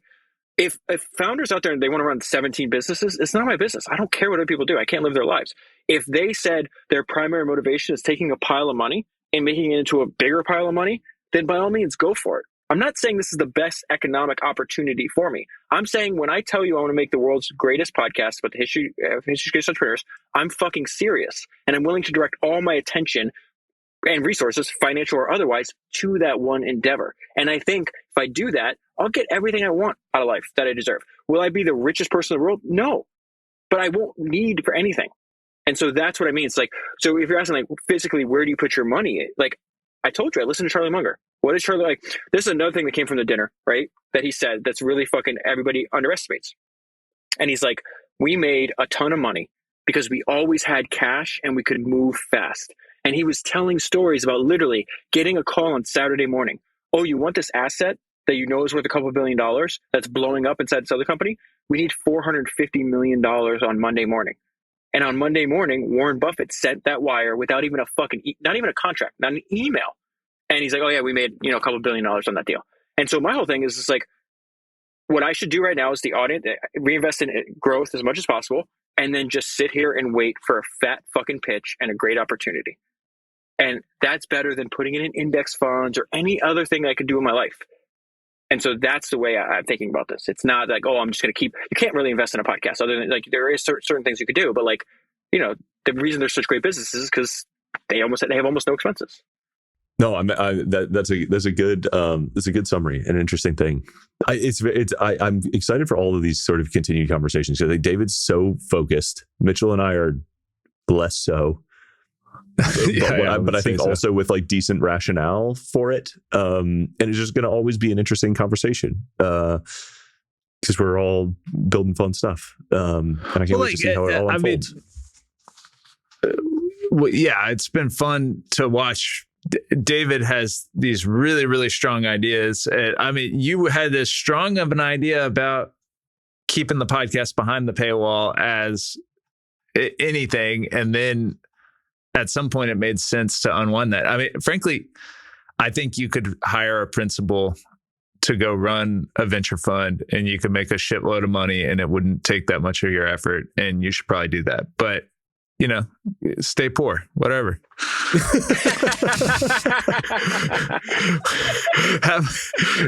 Can we do have fun staying poor in 2023 or no?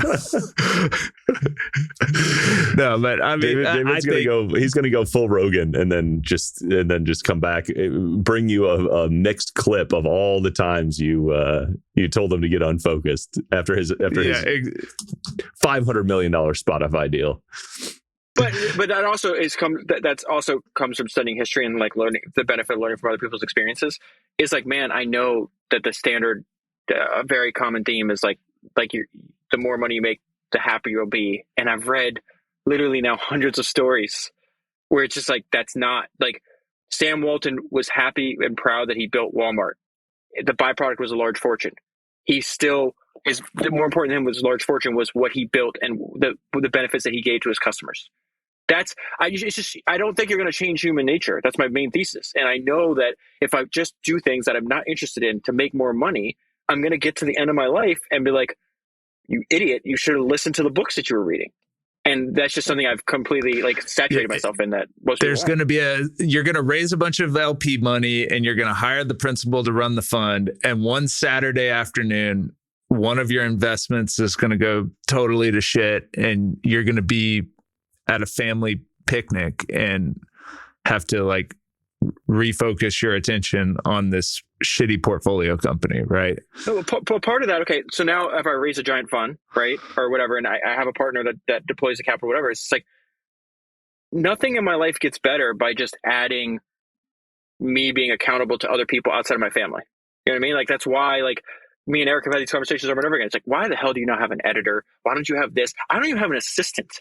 Like, why? Because that's a good filter. If I have an assistant, right, that means my life has got so much complicated that I have to like manage a schedule. But I just told you the only thing I need to do to ensure the success is read books and make podcasts. I don't need an assistant to read books and make podcasts. And if I now need like right now, if you go through all my messages, yeah, like I'm sure there's unread emails, there's opportunities sitting there. but it's not reading books and making podcasts. That's another form of focus. I'm not disagreeing with the principles of what you guys are saying. I think you're probably right. I'm just saying that like these things, it's extremely important to me that I'm not accountable to anybody, that there's nobody that can call me right now or say, hey, there's nobody right now on the planet. Like I'm completely free. No one could call me and say, hey, if you don't get on this phone with me, I'm not going to give you money or you're going to be in trouble. Like even if one of my advertisers said that, it's like, okay, I got a fucking line out the door, dude. Like I'm not dependent on that. I'm not going to trade anything that I want to do for money because I know what Ben Franklin said. Like all that's important in life is time. That's the stuff life is made up of. And right now I like how I'm spending my time. If so many people pursue wealth because they need it to be free and then get enough money to be free and then immediately keep making decisions that make them unfree, like in order to get more money because they just lost that correlation. And David, I think you're totally right. Like there's a huge piece that comes with not being accountable. Like I feel that, and I make those decisions and like sort of trade-offs all the time. I think that's a really interesting, like important thing. Like you want control over your time all the time. And you want, like, I want that control over my time in order to do the other thing that you're saying, which is like pursue craft. Like I want to make great podcasts. I want to make great books. To me, investing is part of that craft because I'm interested in it. I appreciate that you're not, but like, I love the feeling of that I work for the future and that I have been trusted to allocate like capital into entrepreneurs who are building things that will literally change the world and make lives better, because I believe that technology is upstream of a lot of life improvements for all of humanity. And to me, that's like really, really exciting on the craft level. And I think of making those investments and assembling that portfolio as craft on the level of writing a great book that people love, or making a podcast that makes people like laugh and learn something and enjoy themselves. And the way you've selected everything, like you have potential using Charlie's term, you have potential Lollapalooza effects here, because like the book writing, the investing, and the podcast all have like synergistic, like they can actually, like the sum of the parts is greater than the whole, right? But my point is like, what's fascinating to me is like, I am so confusing to other people where I am like so simple to myself. Like the conversations I have is like, why don't you do this? Because I like reading books. And they're like, yeah, but do this. I was like to me, it's the most simple. Like I'm not, dude. I promise you. Like I am not. I internalize what Charlie Munger and Warren Buffett says. Like I'm just trying to be consistently not dumb. I do not need people to think I'm brilliant at all. I just literally am such a simple person where it's just like, I like doing this. I'm going to continue doing it, and anything that's not it, I just won't do that. And when you tell that to people, they look at you like you're fucking, like you got 3 heads, or like you're an alien. I was just like, it makes perfect sense to me though. Yeah. I literally don't understand the reaction I get from other people. Mitchell, why are you laughing? I'm laughing because the number one note at the top of the notes section was, guys, the last podcast we did was 2.5 hours. Maybe we can tighten it up a little bit. That's what Eric said. And then my wife walked in and she's like, are you still on that podcast? So, but do you want to end on your last notes? Is everybody going to Capital Camp this year? Yeah. Eric? Yeah. Yes. Hell yeah. Yeah. We'll see. I'll see you guys next at I think Capital Berkshire's Camp. Off, Eric, but we will see you. I just got an email. Is Berkshire back recording on? I mean, my only thing is like, if we wait till next year, like he may not. We may not. I'm going. It's just going to be a short trip. That's all I'm saying. Why can't you stay for 2 days? What if you like? I'm not going to go into that here. I'm getting back from a trip late the night before. I can't do it. I'm just. What if we spill over to the next day? I maybe can stay over, but I leave again on Monday. So you're just a world traveling writer, investor, podcaster. Look at this guy. We'll pull it back to the text thread, but yeah, I'll see you guys at TBD, Capital Camp for sure. And then what's your? You guys are getting together in Miami before that, right? You flying in for that, bro? You're going everywhere else but here. I'm going to Miami. We're doing the Ari Costseg team trip, but we're going to do it around the David Senra Shane Parrish event. And then, dude, how did that happen, David? That sounds amazing. So I'll plug that real quick. I think it's April 18th. This might not even be out by then. Eric, what's your release schedule? It'll be out by then, but it'll be about the week before. There you go. You gotta listen to it fast. So Shane Parrish is coming to Miami. He suggested we do a meetup, and then we got together with what it looks like right now, the co-founder of Ramp and Founders Fund, and I think they're going to host it. We'll leave the email if you're interested. It's on Shane's website, but it looks like we're going to do like a Shane Parrish Founders Podcast Miami Entrepreneurial like meetup event, which should be kind of fun. And Mitchell and his whole crew are flying in too, so that's going to be cool. That's awesome. Very exciting. I wish I could be there. Dude, I like that you're branching out into live events. No, like this was, well, first of all, it wasn't my idea. Second of all, originally, like it just became bigger than what it was going to be. We were just going to meet up with maybe like 50 people or something, whatever the number is, like some kind of like bar or restaurant. And then I just mentioned it to Kareem, who's the co-founder of Ramp, and he's like, just have it at our building. Like that's like, because if you go to Wynwood, Miami, like that's where like a lot of startups are. It's where a lot of investors are. So it just makes sense with the audiences that like Shane has and I have. That's awesome. That would be an amazing event. I'm excited for you guys. Start that world tour. Only if you come with me. I'm there. Blue Oxford boys. Let's go. We did not plan this. Eric did change though. I like it when we match for symmetry. It just seems organized. Thank you both. Thank you very much for inviting us back on. Thank you guys. This is awesome. Maybe we'll do a Capital Camp recap after we hang then. That'd be good. That'd be good cadence. Every time it happens, we say we need to do it more often, and I get more requests, honestly, for us to redo this than any other episode, which is hilarious and amazing. Because halfway through it, I'm always like, I can't believe people listen to this. How dare you? I think the next one, given the current trajectory of Mitchell's businesses, should be a live recording at Mitchell's new Texas mansion. That's going to be it. In the pool. He'll have a ranch. I'm going to have a pool with an island in the middle of it. So we'll do it on the island. We're going to have Johnny really there. If he starts wearing hats. Yeah. An ascot. You guys are the best, man. All right. Love you guys later. Love you both. Thank you.